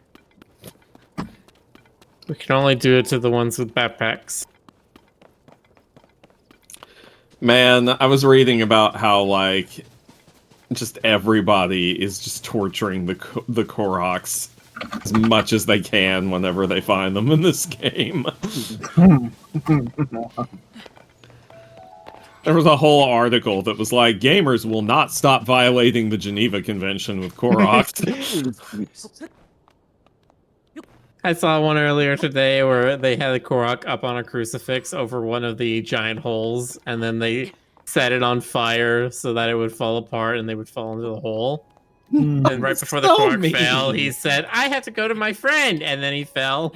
And then everyone's like, "He's with his friend now." That's so mean. Has anybody built a Wicker Man? Oh my god.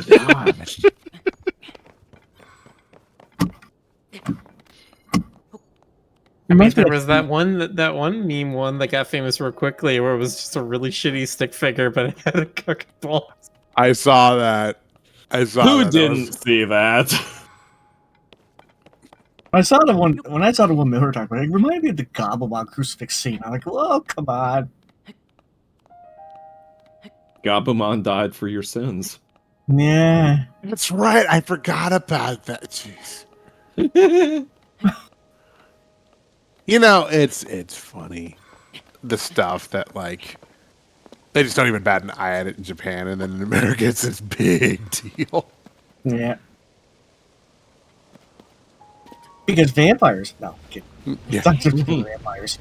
There's situations where there's stuff like that, and then there's stuff where it's like, it's just weirdly. It's just weirdly out of context and misused, like the presence of like Kabbalah stuff in Evangelion. Yeah, didn't they just say they used all that stuff for window dressing and probably wouldn't have done it if they'd expected it to be seen outside of Japan? They're like saying, "Oh yeah, we just have the Dead Sea Scrolls." Right. Turns out they're an alien artifact of some sort, and it's like, what?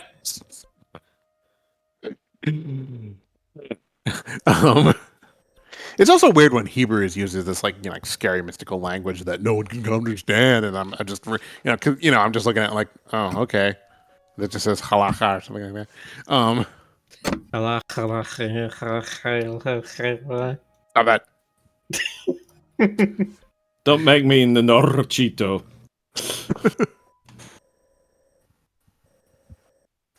I completely forgot about the Omni Techno. Wow. Mhm. I really found Xenogears cool back then, but I didn't know what I was getting into. Yeah, And okay, so it's like there's an S curve, and it's kind of in the crux of that S curve. The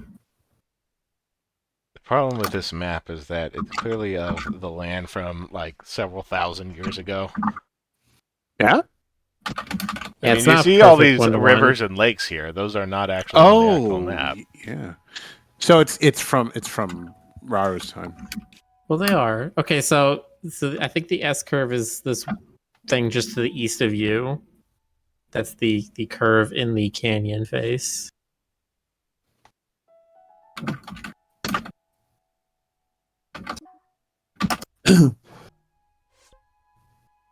Okay. So it would be kind of southeast of you. Puppies. Bubby! Bubbies. Baby.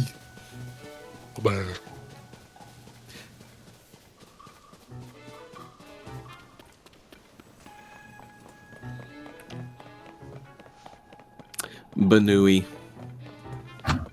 Uh-oh. Hmm. That's another Gleok. Oh boy. Good times.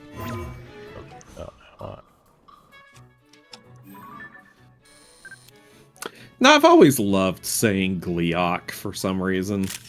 That is just awesome. I It's can't funny, wait to Jonas- actually be strong enough to fight one of those. Because I'm Jonas not doing mentioned it them yet. last night, like 30 minutes before we actually saw one. Because we were talking about old Zelda enemies that were showing up again, like Legleks. Yeah. Gleoks go all the way back to Zelda 1. Wasn't it a boss in Zelda 1? Yeah. Yes. Yeah. Well, there was like there were a couple different versions. Of course, likes go back to Zelda 1 too. Right, I when they just suppose. look like stacks of pancakes. They always looked like baskets to me. See, what else goes back to Zelda 1? Moblins, Wizrobes. Lionels. Yeah. Octoroks. Dark Nuts.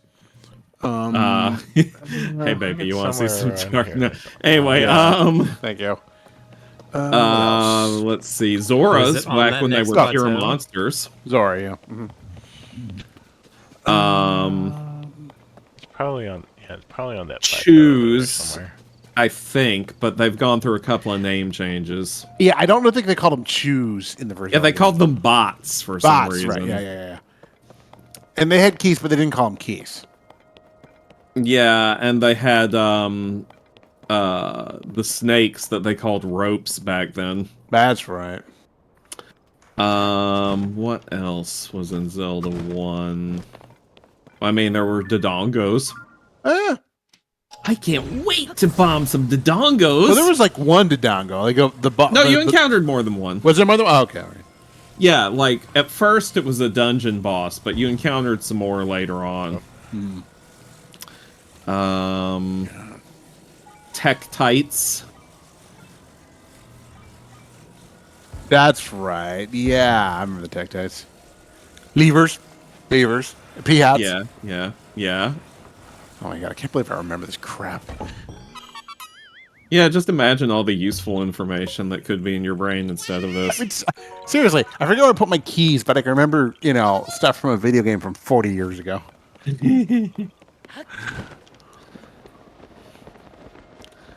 What have we missed? What have we not named so far? Pole's voice. I remember Pole's voice. Yeah. Oh, and the Those have not appeared since Link's Awakening, have they? Not that I can recall. the bad fairies have appeared in a couple other games, right? Yeah, well, I mean, they kind of replaced them for a little bit with the bubbles. Right. And we said Wizrobes already, right? Yeah, we said Wizrobes. Oh man. How about Ganon? Has he ever shown up again? Yeah.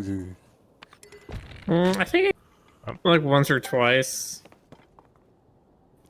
Oh, was there a Maldorm in the first game? I don't No. think so. Okay. It was yeah. The software wasn't quite there yet. Mulder appeared in Link to the Past. Okay, Right. I couldn't remember if there was like a super prototypical Maldorm in Zelda 1 or not. I think Land Mola I think has appeared in other games too.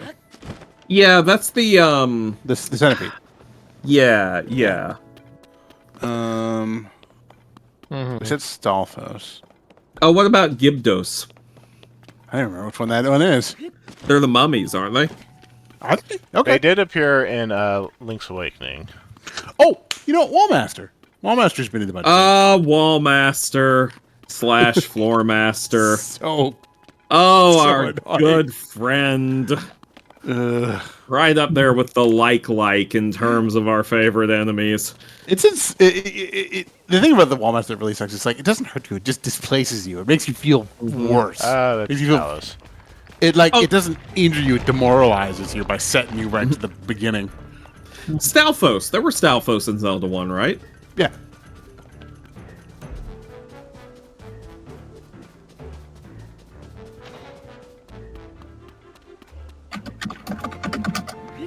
God, I want to play that now. Oh, there were Armos in Zelda 1 too, I think. Were there? I'm pretty sure. Okay. Unless I'm wrong. No, I mean it's been a million years.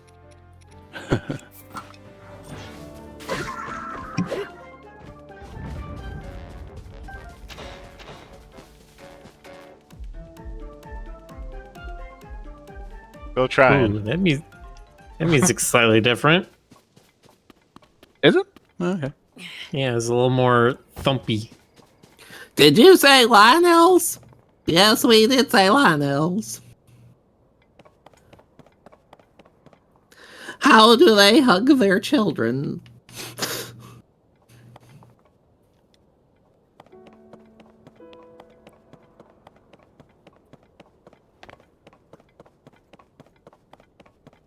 It's very hard to find these geoglyphs from the ground itself.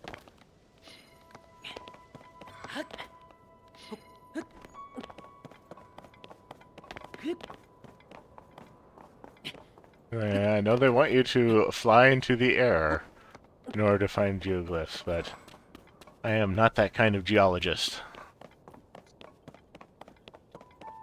You're not a geologist at all. Exactly. You're the non-geologist Maybe so. kind of geologist. That's the worst kind. Oh no. So this is where one of the fairies used to be, and now there's just a giant piece of stone fallen in where her thing was. That's not good. She got Wicked Witch of the Easted. Oh no. Better get out of here before someone drops a house on you too. There's all these useful materials around here. Yeah. This is where the old fairy fountain used to be, and each of the fairy fountains in Breath of the Wild would have a particular kind of plant around them. Like the one you found in the Gerudo Desert would have a bunch of different kinds of Cephalina around it. This one had thistles. There was another one that had iron shrooms. I just go.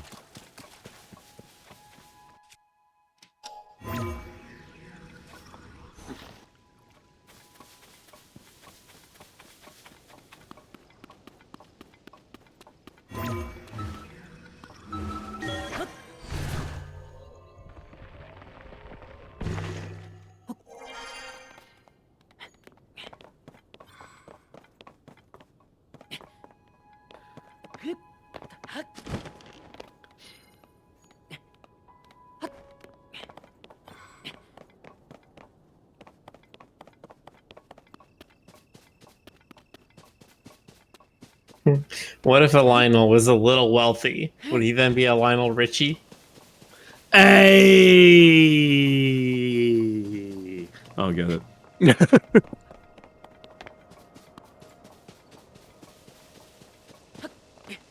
Lionel Richie, Lionel Rich.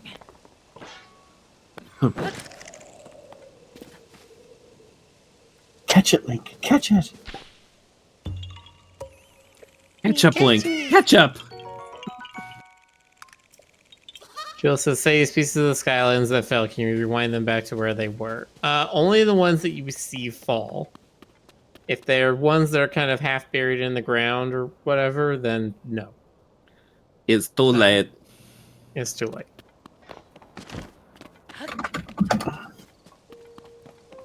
Moblin wandering around here. You're like, I didn't authorize this. And then Link just shoots him.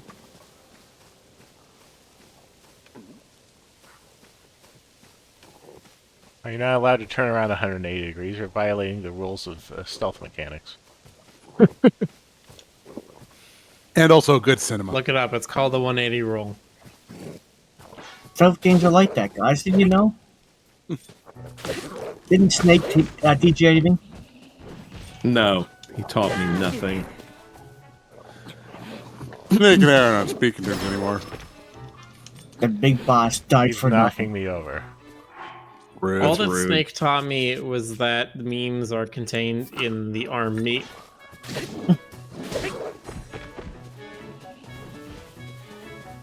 I gotta watch that cutscene again. I didn't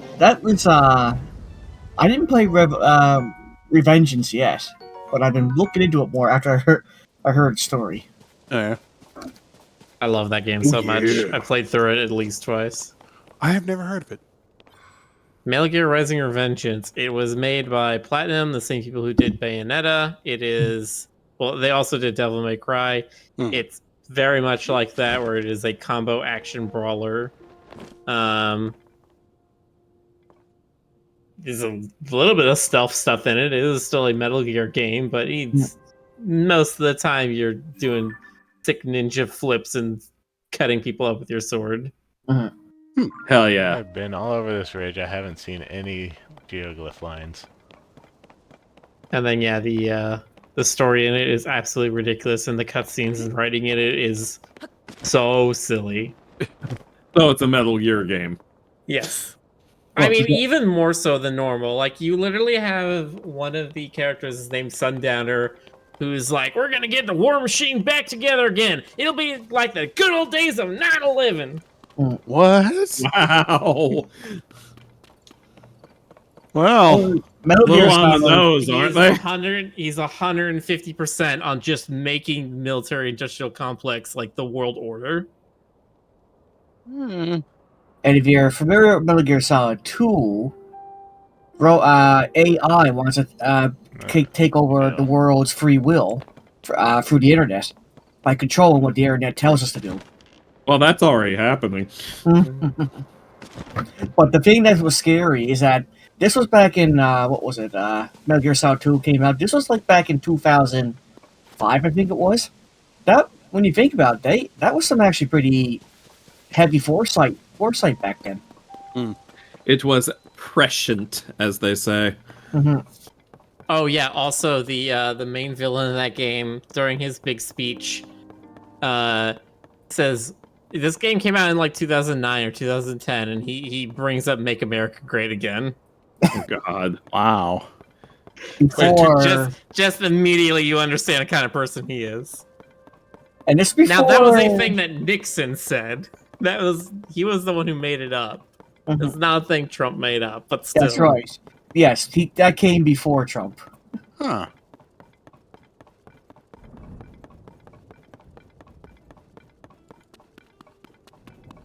Awkward silence descends.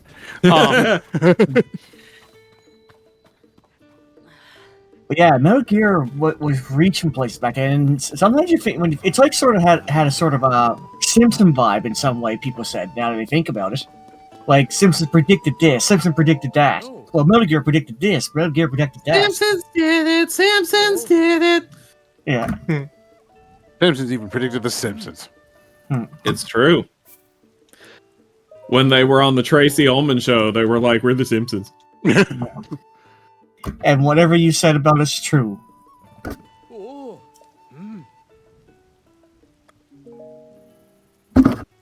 Oh. Merch. Large merch. I don't know what I'm doing. Yeah. Well put, Jonas. Can always count on you to know just what to say. Right.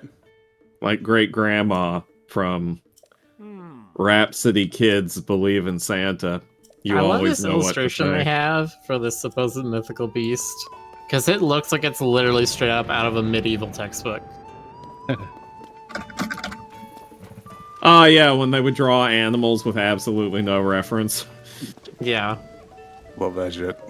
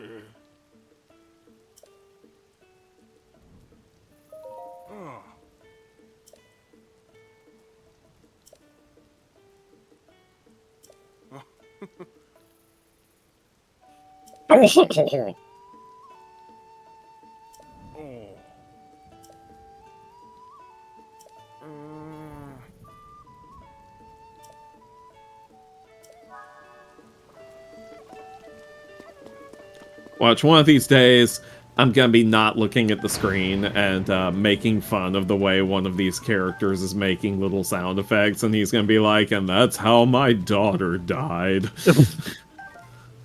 I'm assuming all of the kind of stuff is like where they wanted to save on save money instead of recording additional dialogue.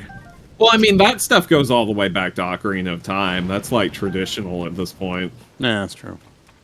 Yeah, it's also just like you save a bunch of money, you save a bunch of time, and also it makes it easier for the game designers and stuff because then they can change the text of side quests and stuff.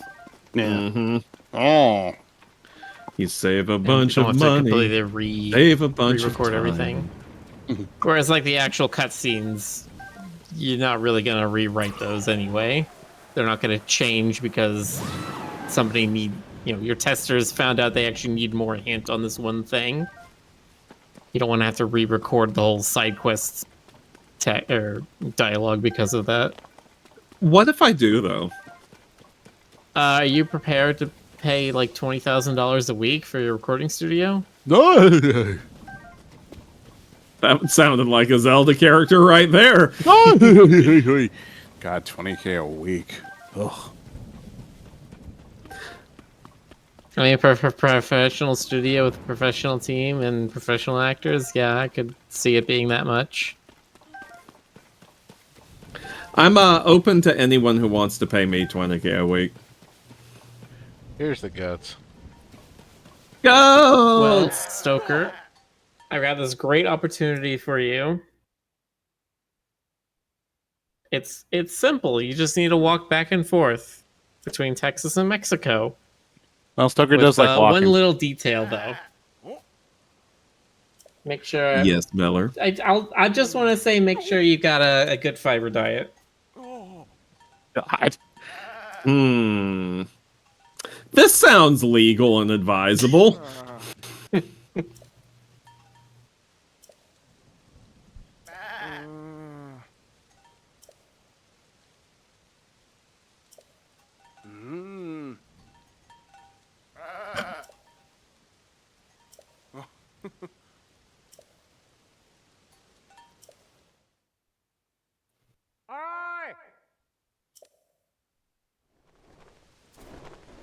Ow!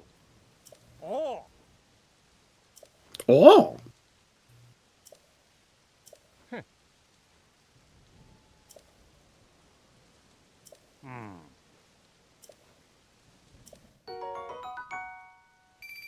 perpy. Burpee? Yeah, purple ruby. A perpy. Hmm. I make Looks words. like it could be used to make a paraglider. Ateno Village's dice shop. Start new service has something to do with fabrics. Yeah, you can customize your paraglider. There with you different go. fabrics. Oh, that's cool. That's very cool. I think I currently am using the one that you get from the stables. White goat's gone missing. Complete.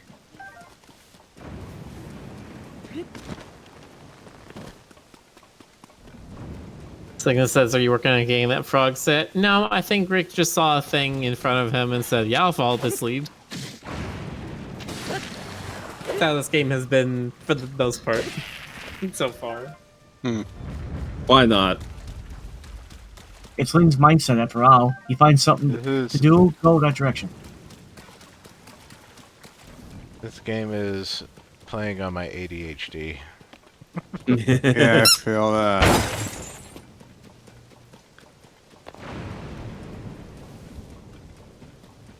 Open worlds, man. Good open worlds. There Yeah. are many bad open worlds that don't do that very One well. direction. Man, Yeah, my like AD Earth. my ADHD is basically get a level up as much as you can. Non-stop power.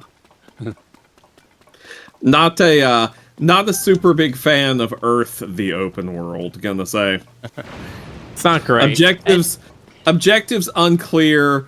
Leveling has too many obstacles and is too slow.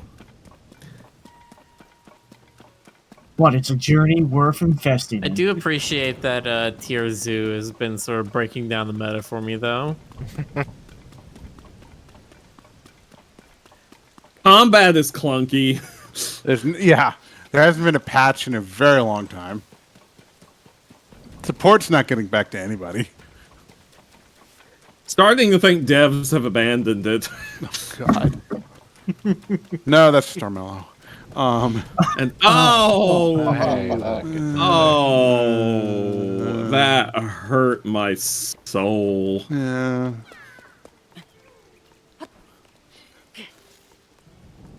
When these...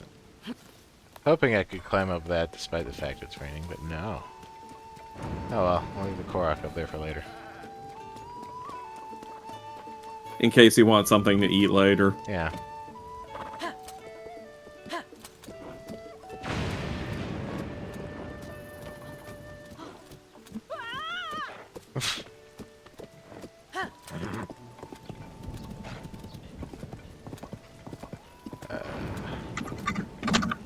Direction am I going? I'm gonna try and go back across. I'm about to open up my own copy and go back and look at where this geoglyph is, because now I'm like, wait, where is it? I thought you were on top of it. Sure feels like it's a lot more south to me, but I've been looking around here. I mean, again, I think getting skyward is going to be your best option, whether that's from one of the towers launching you up, or if it's just from going up to one of the shrines that's on the floating islands.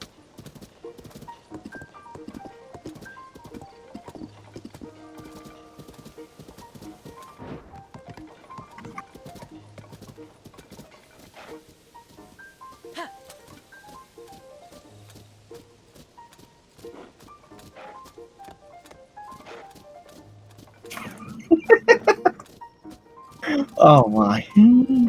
What makes you chuckle, do you see? You remember that episode in The Simpsons where Willie has to go into the vent to get Santa's little helper out of the vent at the school? And he basically he opens the door to the kitchen and he says, "Lunch lady, Doris, do you have any grease?" And she's like, "Yes. Yes, we do." And he goes, "Yeah, grease me up, woman." Okie Okey dokie. Yeah. Oh, I remember that.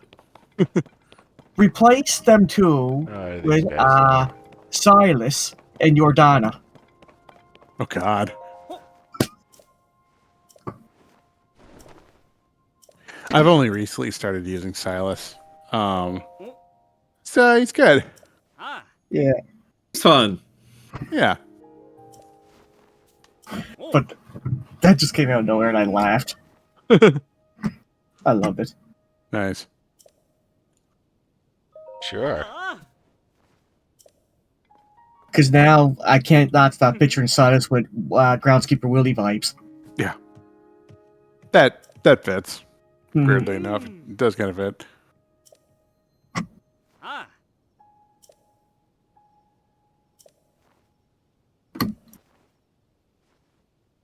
Any tools or mysterious powers you've got.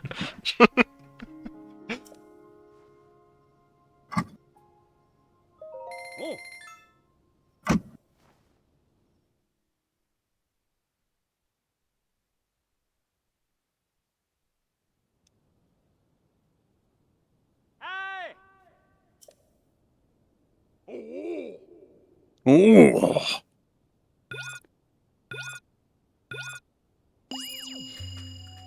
Huh.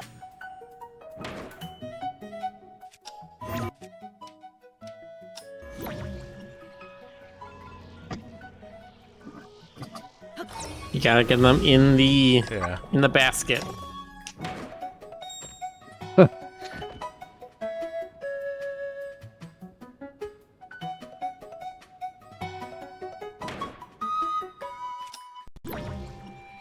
Oh my god. They're just so much smarter than what I was doing. I was trying to catch them with Ultra Hand. Nice. I mean, you could probably. They're probably. I could do okay, but it's like I wasn't getting the high score. Yeah. While you're trying to grab them with Ultra Hand, it doesn't pause, so it's very hard to like get them actually. I like that there are multiple solutions to these kinds of things.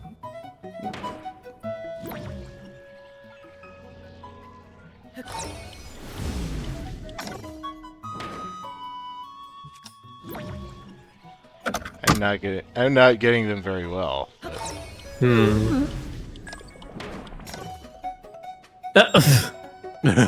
There goes the red one. That's the extra points.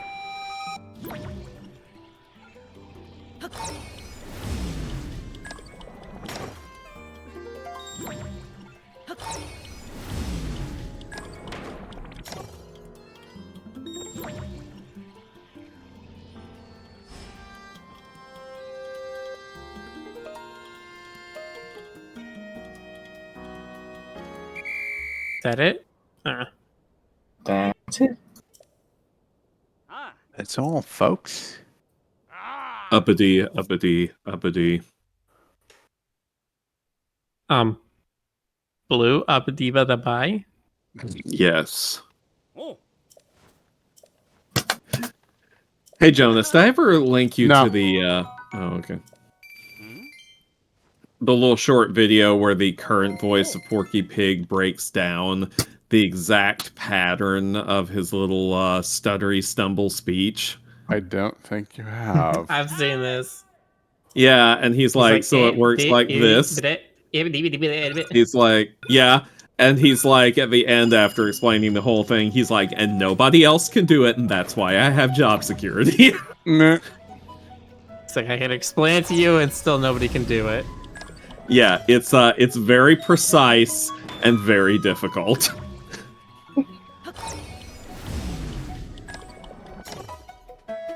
Oh, the red one.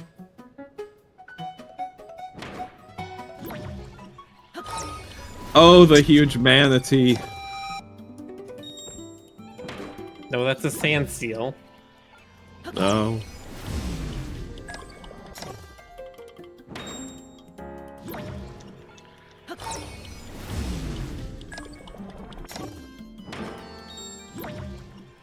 Telling the depth on these is kind of hard. Yeah, it is. I'm just trying to position it by how close it is to him.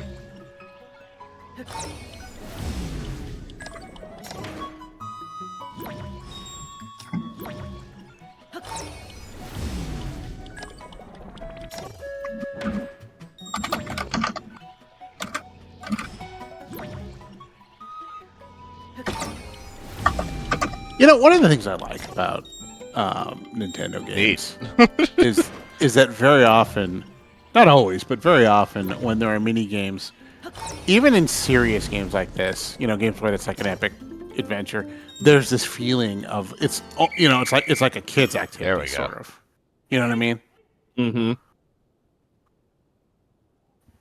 Like, I get that. you're using mystical powers, and you're on this, you know, like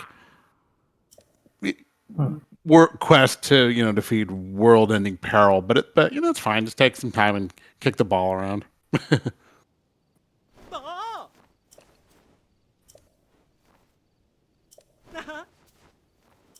Yeah. You only get 30 rupees. Oh, I get after the fee.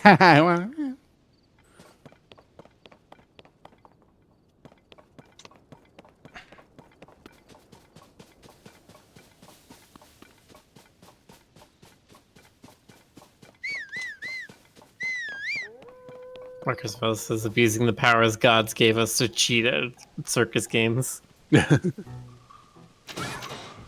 Oh man. You know what's one of the best things I saw recently?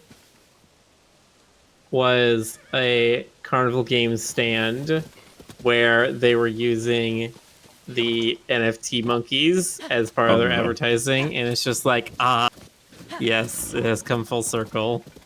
Nature is healing. The grifters grift the grifters. Ask not for whom the grifter grifts, he grifts for thee.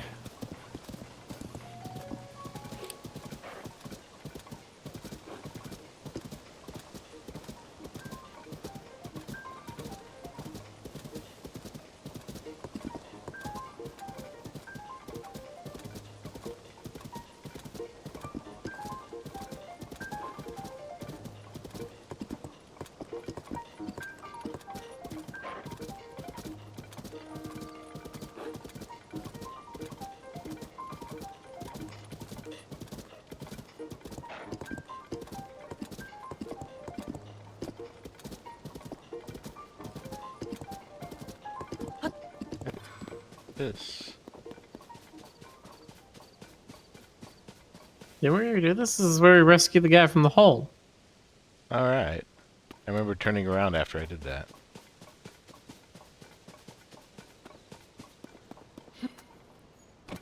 I don't think you missed too much. I think this is just the rest of the road that goes to Rito Village.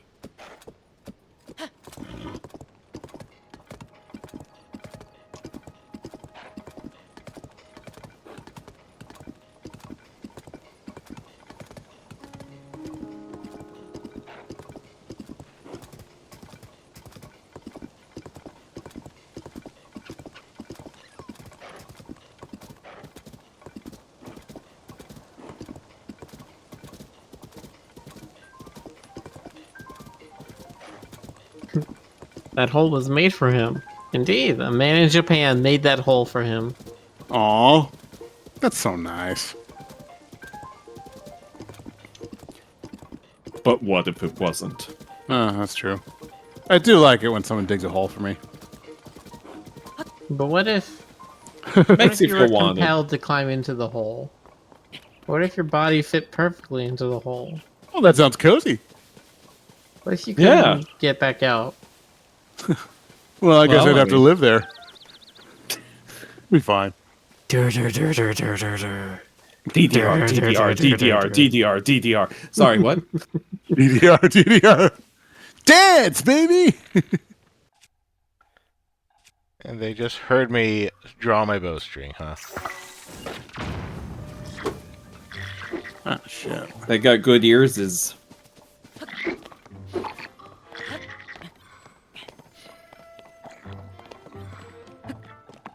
Not They that have good the of big old fish. floppy ears. Turns out they can use them.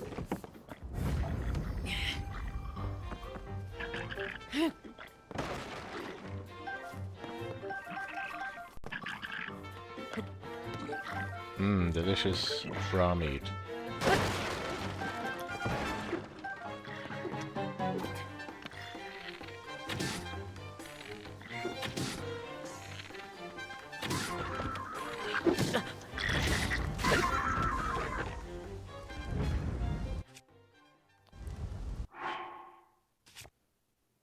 need to do some more cooking.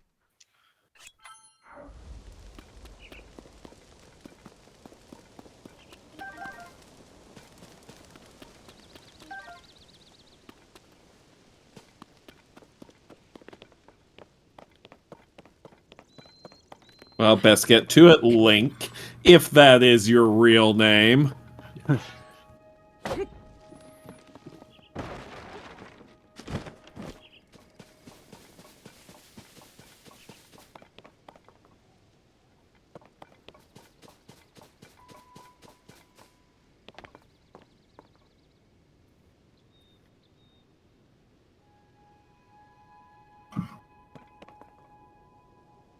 So right. just hit midnight. Yeah, it's midnight.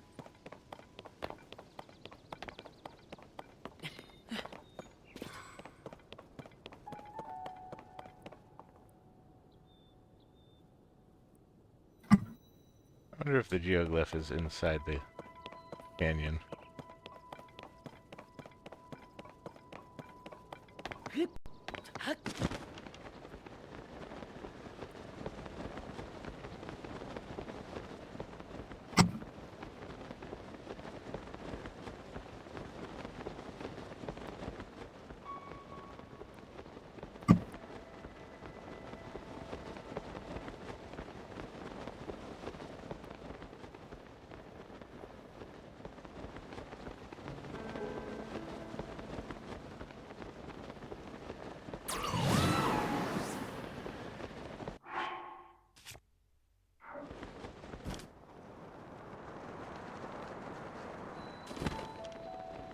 Ultra Ball Hall check-in, huh? Arcus, yes, it's from Amigahara Fault. Yeah, I know. I was just making conversation. Yeah, of just being clever.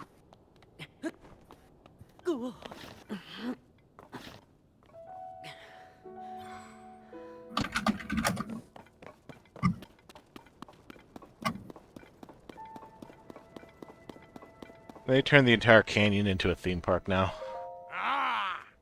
I mean, it was a golf course last time.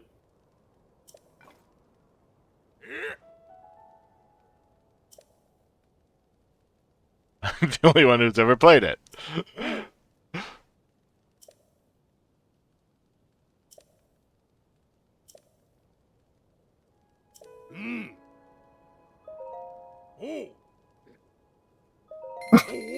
The Ultra Ball Hall. Oh, yeah, on second thought. It is still golf. Getting golf flashbacks. I just Everything take is it golf. as far as I can. The other way.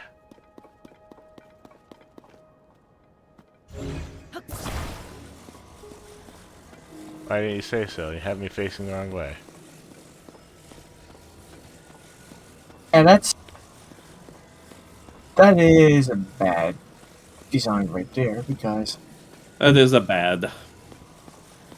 Is it, or is it like they you're were, not supposed to actually hold it? I think the idea is you might need to build a vehicle for it. Oh, you didn't say anything about that. oh, brother. I was wondering if You what was didn't going to say happen anything there. about that. Maybe talk to him about what the actual rules are. Did the game just assume we already talked to him? Yeah, there you go. Carry the ball as far as you can before time runs out. Oh. Put it in a cart, like in your arms, whatever works. It did not say anything about using Ultra Hand or not. That's funny. But he didn't say go yet. That's what was going on. I see. So it's giving you a moment here to build a vehicle if you want to do that, and then you can tell him I'm ready to go. So basically, it's another passenger minigame. That's what this is. I do not know what some of these things are. I mean, punch them, activate them, or see if Punch they them. activate. Just punch them. The spring. Oh, get out. Missile? This.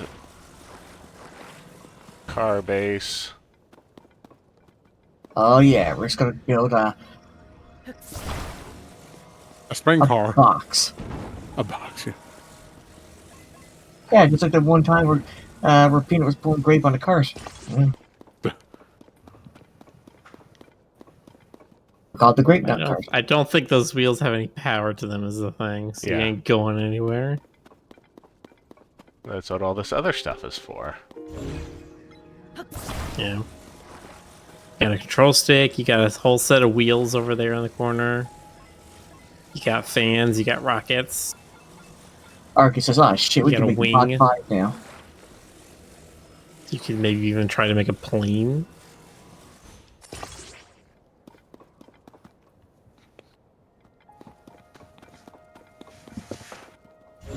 I mean, if we just, like...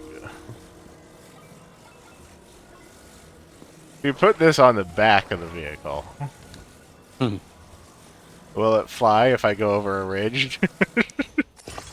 I'm assuming you'll have to use that like a parasol. There's only one very dangerous way to find out. Oh, I think you're covering up the control stick. Okay.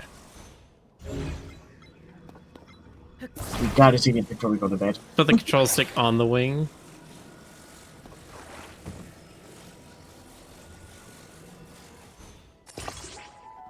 It Oh, looks that like it. That in some instances it snaps to certain like locations on the thing. Yeah, there's definitely a number of snapping points on some of these. Like you notice it here on the fan, especially if you try to put it on like the edge of the wing, it will snap to like the places in between the little feather things. Right.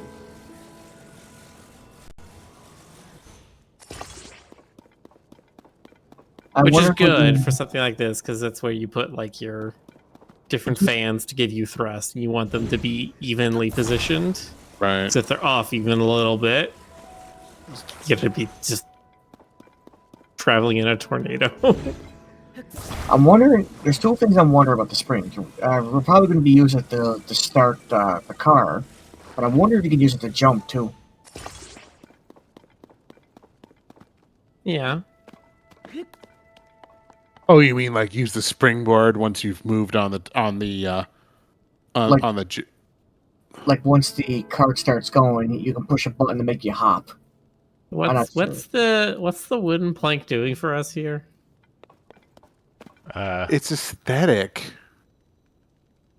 It's got I wheels. could put the wheels on it. Yeah. Can you put the wheels on the wing? I mean, I could, but then I wouldn't have very much room on the wing. All right.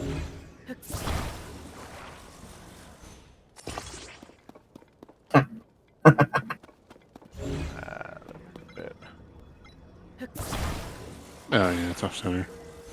There you go. And it's already looking cool.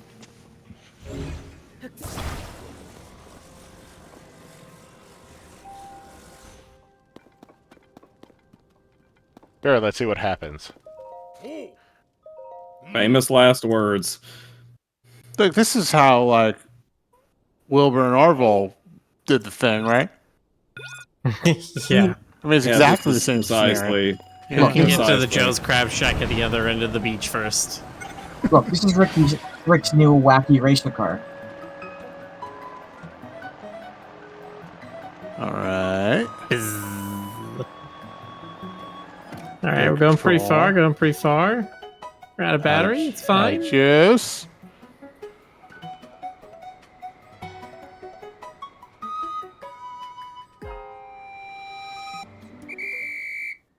Did you clear it?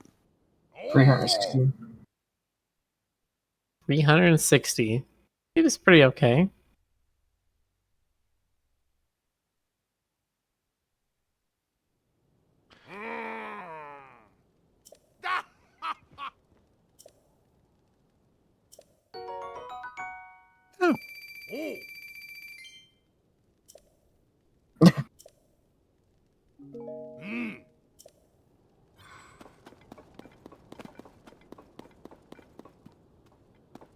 Now you take the car with you. Nah.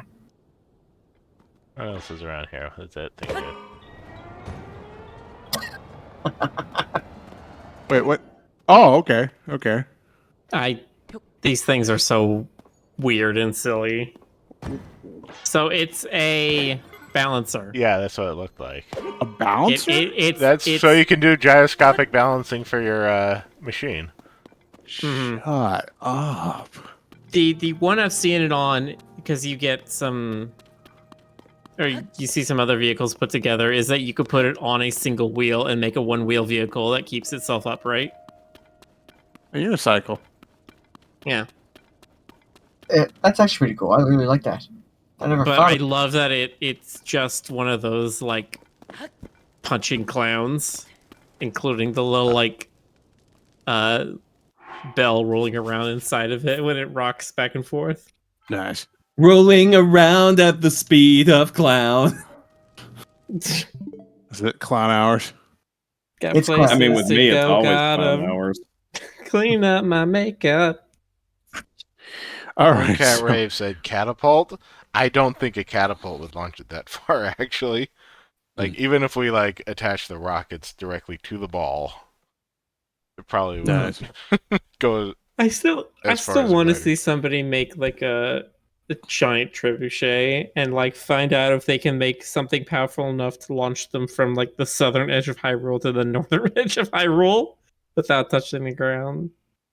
Reminds me of that something played Zelda video where Link just keeps on hitting something, and he shoots an arrow and woof goes flying. Okay. Let's see who's going. Eric, do you want to raid GDQ? Are they going? Yeah, they're playing Ori.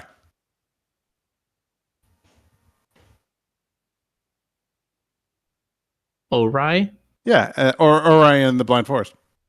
You mean Ori? Ori, whatever. Okay, Ori, Ori, whatever. yeah. I don't know. Yeah, they're I doing one cannot of their believe they're you doing one of forgot their the small name. streams thing. No, the actual GDQ doesn't start until the end of May. Yeah. Jonas, I can't believe you forgot the name of Tammy and the Ori sword. Yeah, thank you. Okay. After all this time. All right. All right. Good night, Have a good everybody. night, everybody. Night. Good night. Bye bye.